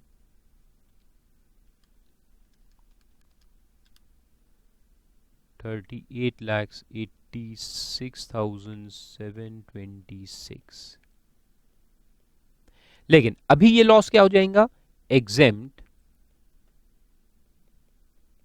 अंडर सेक्शन 47। लॉस भी एग्जेम्प्ट होता है, मैंने आपको बताया था ना, यस। तो अगर प्रॉफिट एग्जेम्प्ट है तो लॉस भी एग्जेम्प्ट है, यानी ये लॉस होल्डिंग कंपनी क्लेम नहीं कर सकती, सेट ऑफ नहीं कर सकती, ओके, एग्जेम्प्ट हो जाएगा। ठीक है भाई, एग्जेम्प्ट हो गया, रख दो उसको। अब ये एसेट किसके पास आ गया है, 100% सब्सिडियरी के पास आ गया है एसेट, वेरी गुड। कब आया, 1 जून 15 को एसेट उसके पास आ चुका है। Now the condition is that this company can not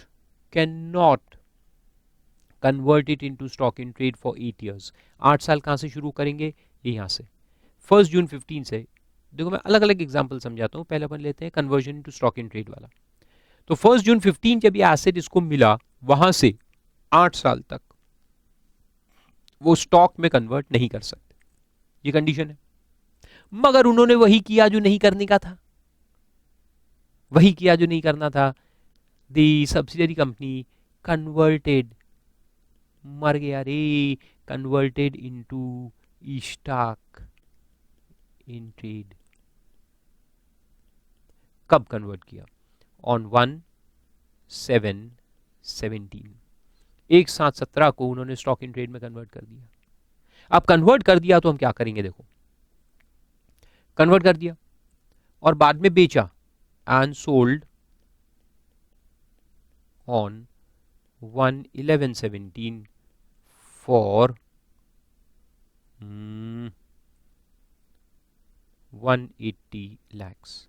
और जब कन्वर्ट किया उन्होंने 1/7/17 को, तो यहां पर लिख दो fair market value 175 lakhs। Conversion के वक्त फेयर मार्केट वैल्यू 175 lakhs है, और बाद में जब बेचा कुछ 3-4-5 महीने के बाद तो 180 lakhs में बेचा। अब क्या करना है, देखो now what will happen, wait and see, don't write anything.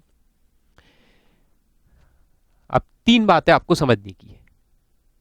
पहली बात कि जब ये देखो 8 साल के अंदर 2015 में इसको एसेट मिला और 17 में उसने कन्वर्ट कर दिया 8 साल के अंदर, तो ये लॉन्ग टर्म लॉस जो हमने एग्जाम किया था होल्डिंग कंपनी के हाथ में, ये एग्जामिशन विड्रॉ कर लेंगे। सो आफ्टर दिस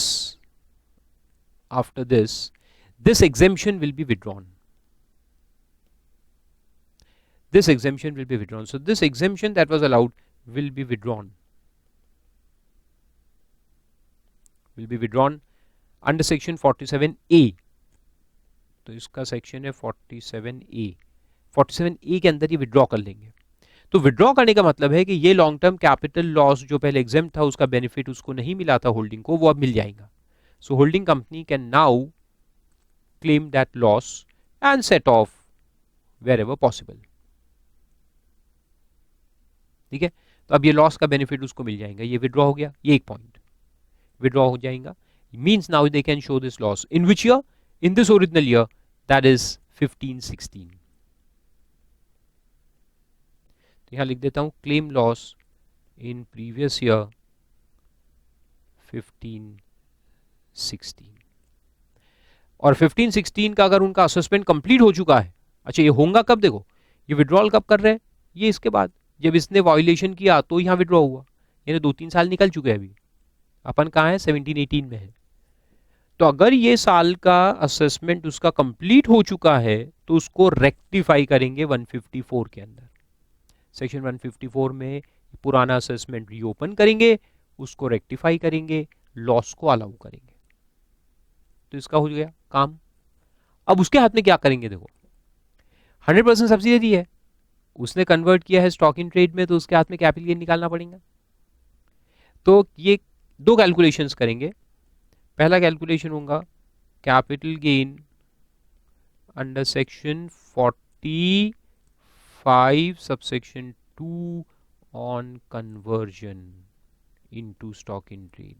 कन्वर्जन पे अपन कैपिटल गेन निकालते हैं, तो वो निकालेंगे। अब वो कैसे निकालेंगे, देखो इसका पीरियड ऑफ होल्डिंग कहां से कहां तक लेंगे। पीरियड ऑफ होल्डिंग लेंगे अपन जब एसेट मिला, अपन ने परचेज किया था वहीं से लेंगे। अब प्रीवियस ओनर का नहीं लेंगे, प्रीवियस ओनर का नहीं लेंगे, क्योंकि ये एग्जेम्पशन यहां विड्रॉ हो चुका है। एक बार ये एग्जेम्पशन विड्रॉ हो गया तो उसके हाथ में पीरियड ऑफ होल्डिंग कहां से लेना पड़ेगा, from the date it acquired the asset from its holding company. यानी कहां से लेंगे अपन, ये देखो ऊपर में 1615 से लेंगे, 1615 to 1717, 1615 to 1717। As you can see normally asset क्या होता है, लैंड बिल्डिंग वगैरह कुछ होगा या जो भी है। 1615, अच्छा अपने को लिखना पड़ेगा 24 मंथ्स लेना कि 36 मंथ्स लेना, उसके लिए मान लो कि ये एसेट यहाँ ऊपर में लिख दो, इट इज लैंड, तो इसलिए अपने को 24 महीने देखना है। देखो 24 महीने है क्या, 1615 से 1617 2 साल हो गए, 24 महीने हो गए, और 17 यानी 25 महीने, so more than 24 months, therefore long term capital asset. ठीक है, कन्वर्जन तक लेते हैं अपन, लॉन्ग टर्म है। अब लो सेल कंसिडरेशन क्या लेते हैं अपन 45(2) के अंदर, फेयर मार्केट वैल्यू, याद है ना सब 45(2) याद है ना पूरा, हाँ fair market value on the date of conversion लिया जाता है। ले लो कितना है, fair market value on date of conversion is 175 lakhs।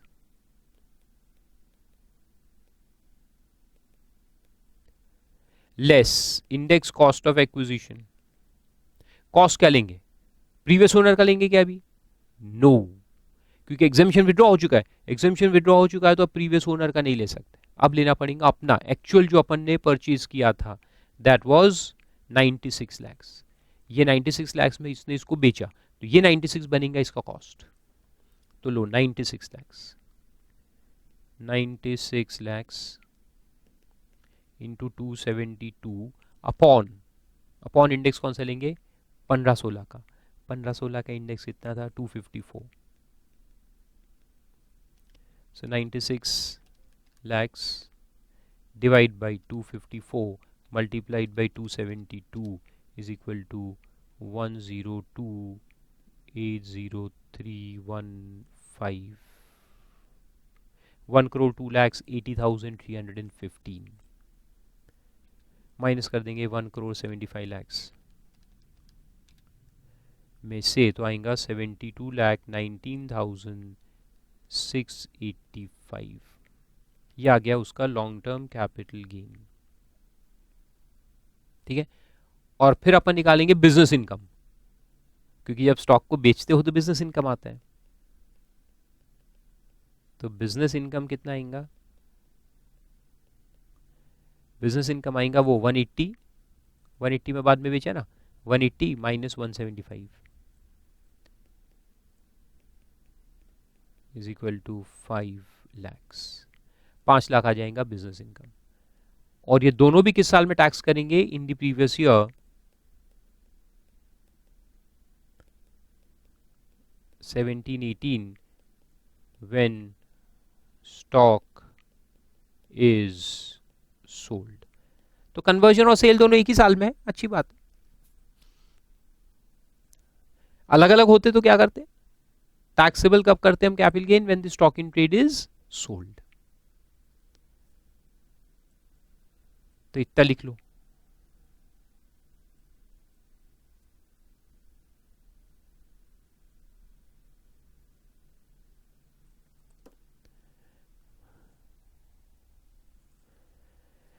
तो आए समझ में क्या होगा, दूसरी कंपनी ने अगर उसको स्टॉक में कन्वर्ट कर दिया 8 साल के अंदर, तो दो बातें होंगी। ये पहली कंपनी का जो एग्जेम्पशन था वो विड्रॉ करके टैक्सेबल कर देंगे, लॉस है तो लॉस अलाउ कर देंगे, इनकम होता तो इनकम को टैक्सेबल कर देंगे। और दूसरी कंपनी के हाथ में कन्वर्जन पे कैपिटल गेन निकालेंगे, तो कन्वर्जन का कैपिटल गेन अलग से निकलेगा, जिसमें प्रीवियस ओनर का कॉस्ट नहीं लेंगे, कॉस्ट जो अपना परचेज प्राइस है वही लेंगे, अपना पीरियड ऑफ होल्डिंग ही लेंगे, प्रीवियस ओनर का कुछ भी नहीं लेंगे। क्यों नहीं लेंगे, क्योंकि यहाँ एग्जेम्पशन विड्रॉ हो चुका है। तो तेरा अलग मेरा अलग।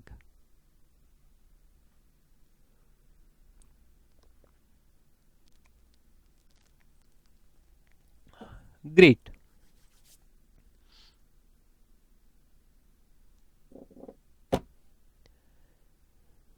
पॉज करके इसको पूरा लिखो। अभी दूसरा एग्जाम्पल भी आपको इसी में दे देता हूं, देखो फिर से अपन ये पहला पॉइंट वही लेते हैं, पूरा मेन केस सेम लेते हैं। अब दूसरा लेता हूं कि ये दूसरा कंडीशन क्या है अपना, ये पहले पूरा मिटा देता हूं।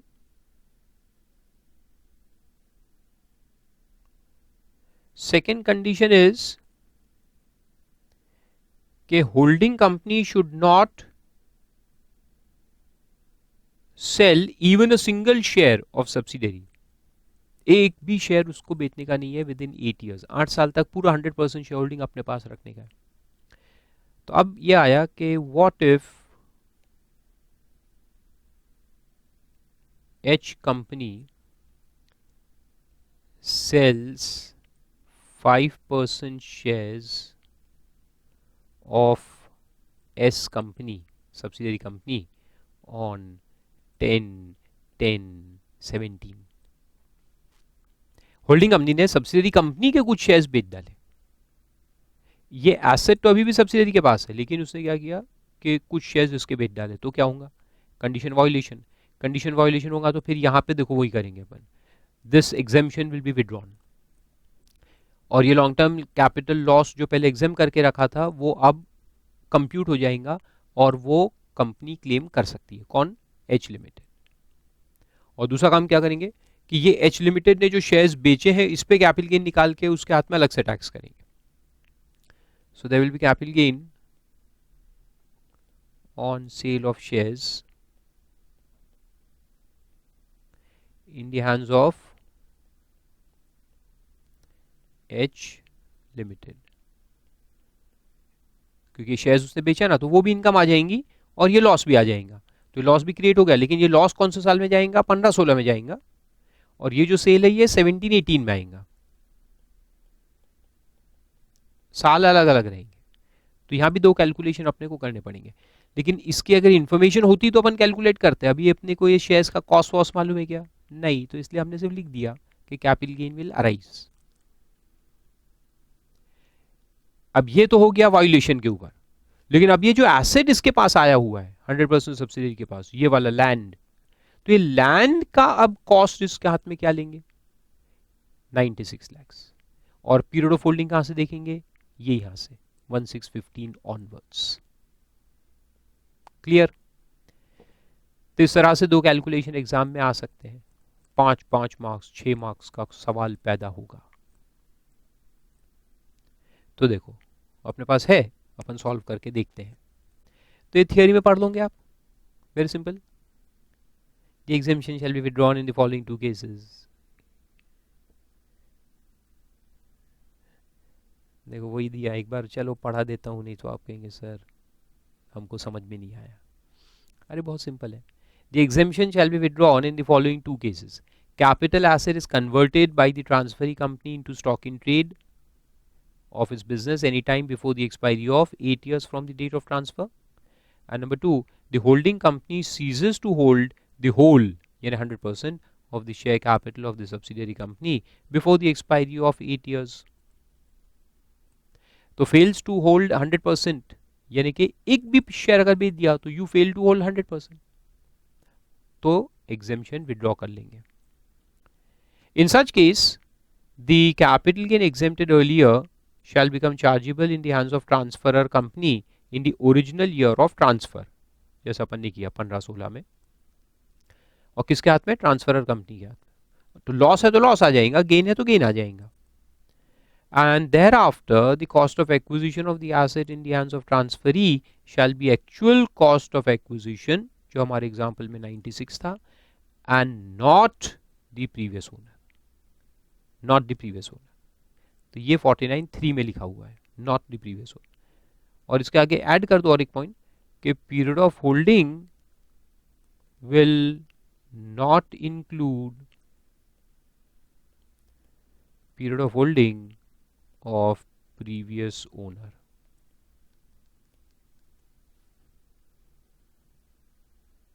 ठीक है, चलो फिर इलस्ट्रेशन देखते हैं. तो उसमें लिखा है कि A limited holds 100% shares of B limited, यानी बी लिमिटेड क्या हो गया? 100% subsidiary. Okay, it transfers, it यानी A limited transfers a building acquired by it on 10/2/2009 for rupees 5 lakhs to B Limited on 15/12/18 for a consideration of 64 lakhs, stamp value 70 lakhs. ठीक है, तो A limited ने B limited को transfer किया, तो taxable होगा कि एग्जेम्प्ट? एग्जेम्प्ट होगा. Transfer to 100% subsidiary is not regarded as transfer. Calculate the income chargeable in the hands of A Limited and B Limited respectively.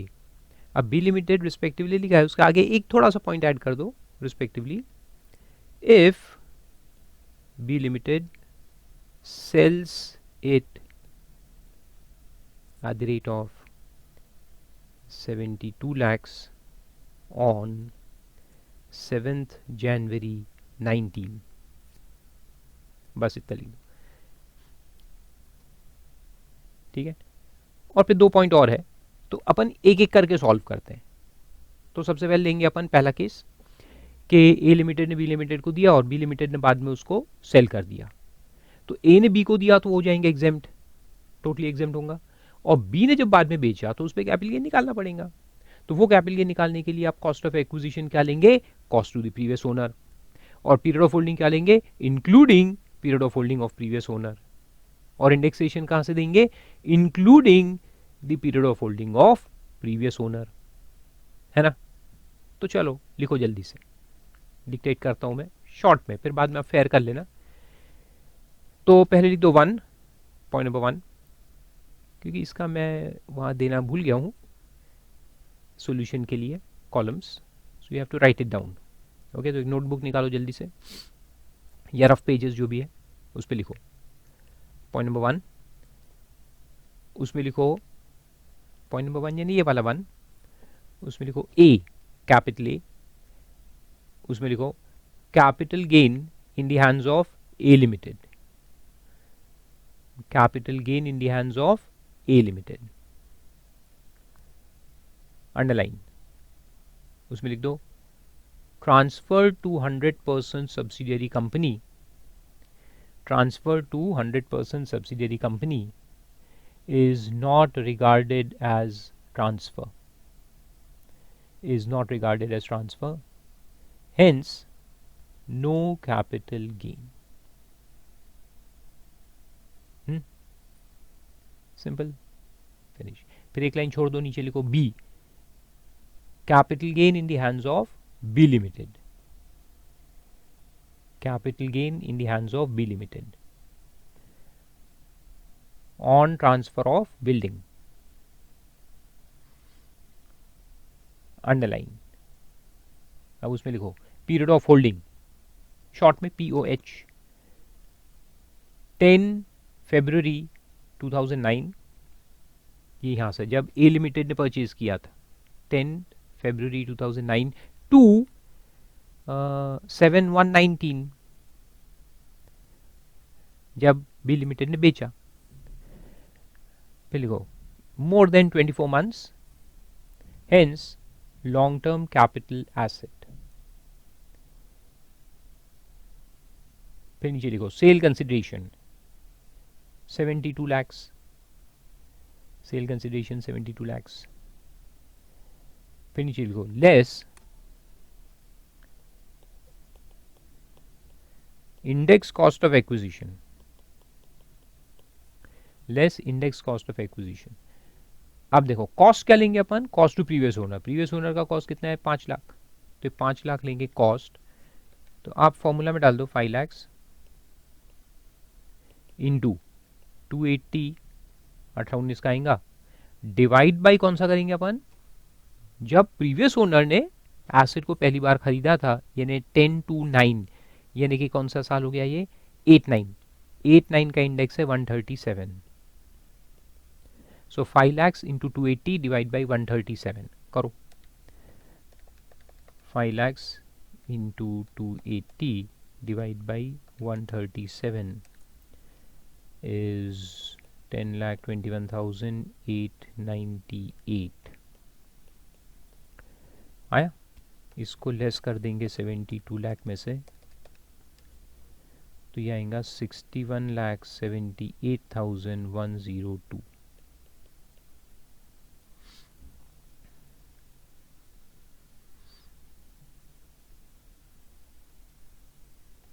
Simple, 5 mark लिख दो बाजू में। तो ये एक एक क्वेश्चन आएंगे एग्जाम में, 1 2 3 एक साथ नहीं आ सकते, बहुत बड़े बड़े हैं। तो या तो ये 1 वाला आएगा, ए ने बी को दिया, फिर बी ने बाद में भेज दिया, तो कैपिटल गेन निकालो। ओके, इसमें कोई विड्रॉवल ऑफ एग्जामिशन का पॉइंट नहीं था। क्यों? क्योंकि विड्रॉल के 2 पॉइंट्स होते हैं, या तो conversion into stock in trade, या फिर होल्डिंग कंपनी ने सब्सिडियरी कंपनी में अपना इंटरेस्ट डाइल्यूट कर लेना। ऐसा तो कुछ हुआ ही नहीं इस केस में, so therefore no withdrawal of exemption. Simple case हो गया। फिर चलते सेकेंड पॉइंट पे। देखो सेकेंड पॉइंट में विड्रॉल ऑफ एग्जामिशन है, कैसे कि वहां दिया है कि what would happen if B limited यानी कि subsidiary converts the building into stock in trade on 15/3/2020 when the fair market value is 75 lakhs and then transfers the same on 31/3/21 for 79 lakhs, stamp value 72 lakhs। तो अगर उसको convert कर दिया, holding ने subsidiary को दिया, वो तो एग्जेम्प्ट रहेगा। अब सब्सिडियरी ने जब उसको कन्वर्ट कर दिया तो वहां आएगा टैक्सेबिलिटी। टैक्सेबिलिटी यानी जो होल्डिंग कंपनी को एग्जेम्पशन दिया था अपन ने, उसको विथड्रॉ करके टैक्सेबल करना पड़ेगा। ओके, तो ए लिमिटेड के हाथ में अपने को कैपिटल गेन निकालना पड़ेगा। कब? जब इसने वॉयलेशन किया। तो देखो उसको लिखना कैसे, मैं आपको समझाता हूं। तो लिखो केस 2, उसमें A capital gain in the hands of A limited, capital gain in the hands of A Limited।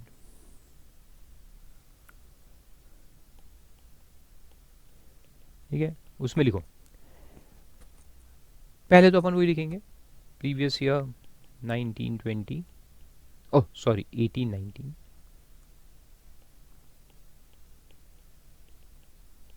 उसमें लिख दो transfer to 100% subsidiary company is not regarded as transfer, hence no capital gain।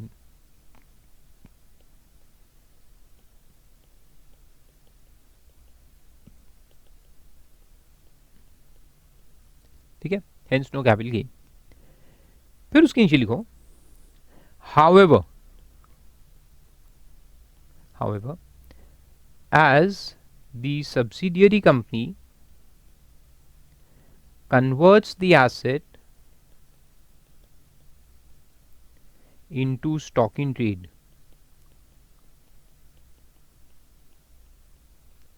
on, वो date जो भी आप डाल लो, on dash date, that is within 8 years, hence the exemption given earlier under section 47 यानी ये जो exemption दिया था, not a transfer. So exemption given earlier under section 47 shall stand withdrawn under section 47A subsection 1.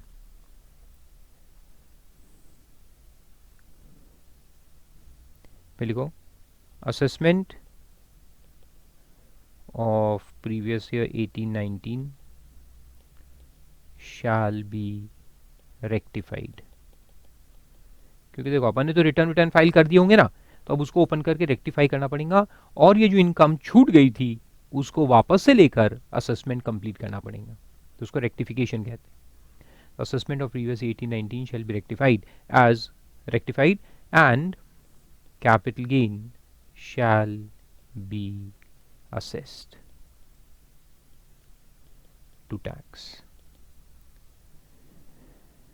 फिर calculation दिखा देंगे. Calculation of gain, period of holding 10/2/09/2. देखो कब हुआ था transfer, 15/12/18. 15/12/18 long term capital asset है, मोर देन 24 मंथ्स. फिर लिखो सेल कंसिडरेशन कितना था, 64 लाख है, लेकिन स्टैम्प वैल्यू 70 लाख है, तो अपन स्टैम्प वैल्यू लेंगे. 105% से ज़्यादा है, करके देख लो.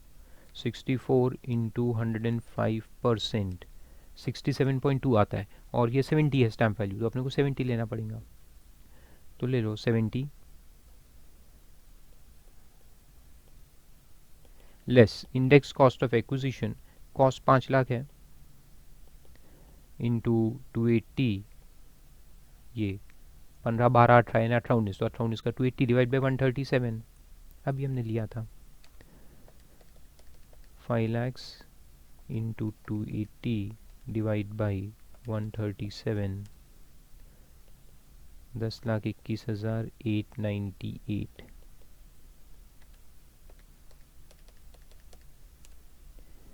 59,78,102 लॉन्ग टर्म कैपिटल गेन. इतना आ जाएगा. ये किसके हाथ में आया, ए लिमिटेड के हाथ में. ठीक है. फिर लिखो B in the hands of B limited. तो बी लिमिटेड के हाथ में देखो पहले सबसे अपन क्या निकालेंगे, capital gain on conversion into stock in trade. ठीक है, उसने कन्वर्ट किया ना स्टॉक इन ट्रेड में, तो सबसे पहले वो निकालना पड़ेगा. तो इसमें सेक्शन 45(2) लगेगा, अंडर सेक्शन 45 सबसेक्शन 2. तो पीरियड ऑफ होल्डिंग कहां से आएगा. अब देखो, अब यहां पे अपन ए लिमिटेड का पीरियड ऑफ होल्डिंग ऐड करेंगे क्या, नहीं.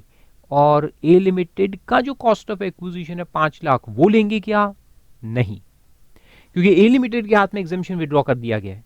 तो जब एग्जेम्पशन विड्रॉ होकर टैक्सेबल हो गया, तो अब बी लिमिटेड के हाथ में कॉस्ट ऑफ एक्विजिशन क्या गिरेगा, यानी क्या आएगा, the actual purchase price 64 lakh. और पीरियड ऑफ होल्डिंग कहां से शुरू होगा, जब उसने एसेट लिया तब से, यानी वो 15, 12, 18 से लेकर के 7 जनवरी 19 शॉर्ट टर्म हो जाएगा. 24 मंथ से कम हो गया ना, तो शॉर्ट टर्म. फिर ले लो सेल कंसिडरेशन. तो इसने कितने में बेचा, क्या बोला है, 72 लाख बोला है शायद, जहां तक मुझे याद है, एक बार चेक करो. नहीं नहीं नहीं नहीं, फेयर मार्केट वैल्यू 75 लाख है, 75 करो.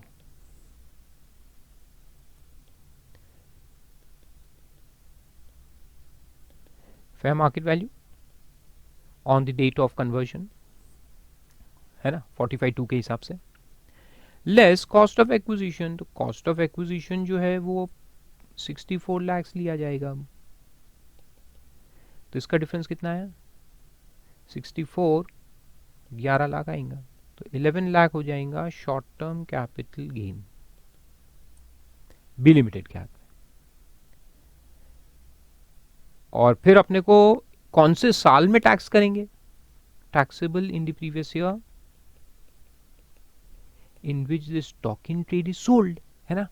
तो स्टॉक इन ट्रेड सेल कब हो रहा है? स्टॉक इन ट्रेड सेल कब हो रहा है?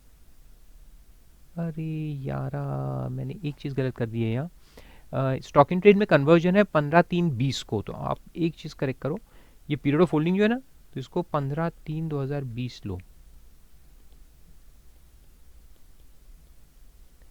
फिर भी शॉर्ट टर्म ही रहता है, तो at least we are safe there. ये कन्वर्जन है, कन्वर्जन के बाद फिर सेल है, तो कन्वर्जन की डेट तक अपन लेंगे, तो 15/12/18 से 15/3/20 ये पीरियड ऑफ होल्डिंग आएगा, शॉर्ट टर्म ही रहेगा। All calculations are right. लेकिन इसको अब टैक्स कब करेंगे? जब स्टॉक इन ट्रेड बिका, यानी 31 मार्च 21 को। 31 मार्च 21 यानी कौन सा साल हो गया? 2021। Taxable in previous year 2021। तो हालांकि कन्वर्जन 19-20 में है, लेकिन 19-20 में हम टैक्स नहीं करेंगे। हम टैक्स कब करेंगे? जब स्टॉक इन ट्रेड बिकेगा तब। और फिर भी निकालना पड़ेगा बिजनेस इनकम। तो बिजनेस इनकम कैसे निकालेंगे अपन? सेल कंसिडरेशन, और यहां पे भी बिजनेस इनकम में सेल कंसिडरेशन अपने को लेना पड़ेगा। एक्चुअल कितना है? 79 लैक्स, और स्टैम्प वैल्यू तो कम है, तो फिर अपन 79 लेंगे। 79 lakhs actual sale consideration less cost. तो कॉस्ट क्या आता है इधर?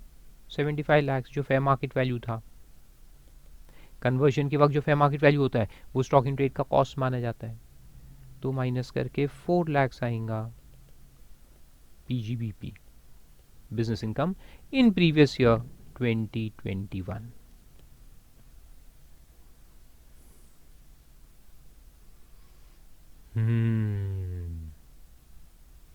आए समझ में? Very good.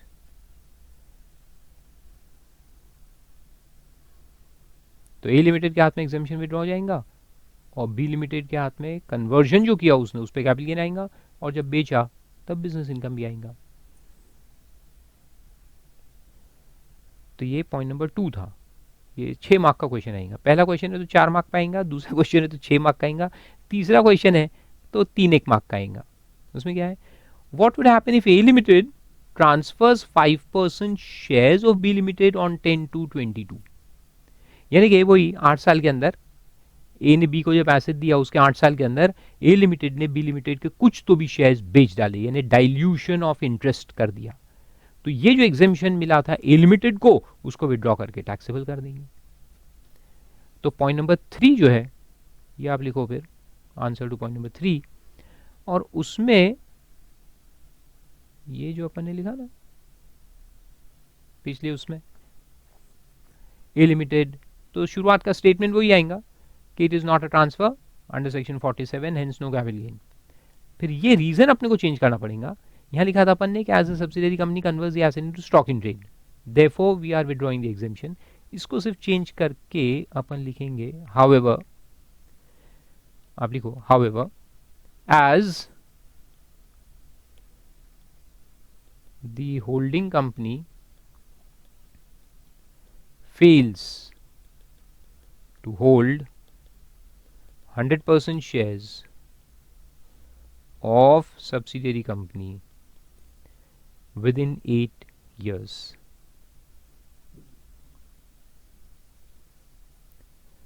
यहाँ से statement continue, company within 8 years. Hence, the exemption given earlier under section 47 shall stand withdrawn under 47A1, and the assessment of 18-19 shall be rectified and capital gain shall be assessed to tax. Calculation will remain same. सिर्फ reason change कर दो, बाकी पूरा वही रहेगा बस। और वहाँ बी लिमिटेड के हाथ में तो कुछ भी नहीं होगा, बी लिमिटेड ने अभी एसेट बेचा ही नहीं है, जब वो बेचेगा तब उसका कैपिटल गेन निकालेंगे।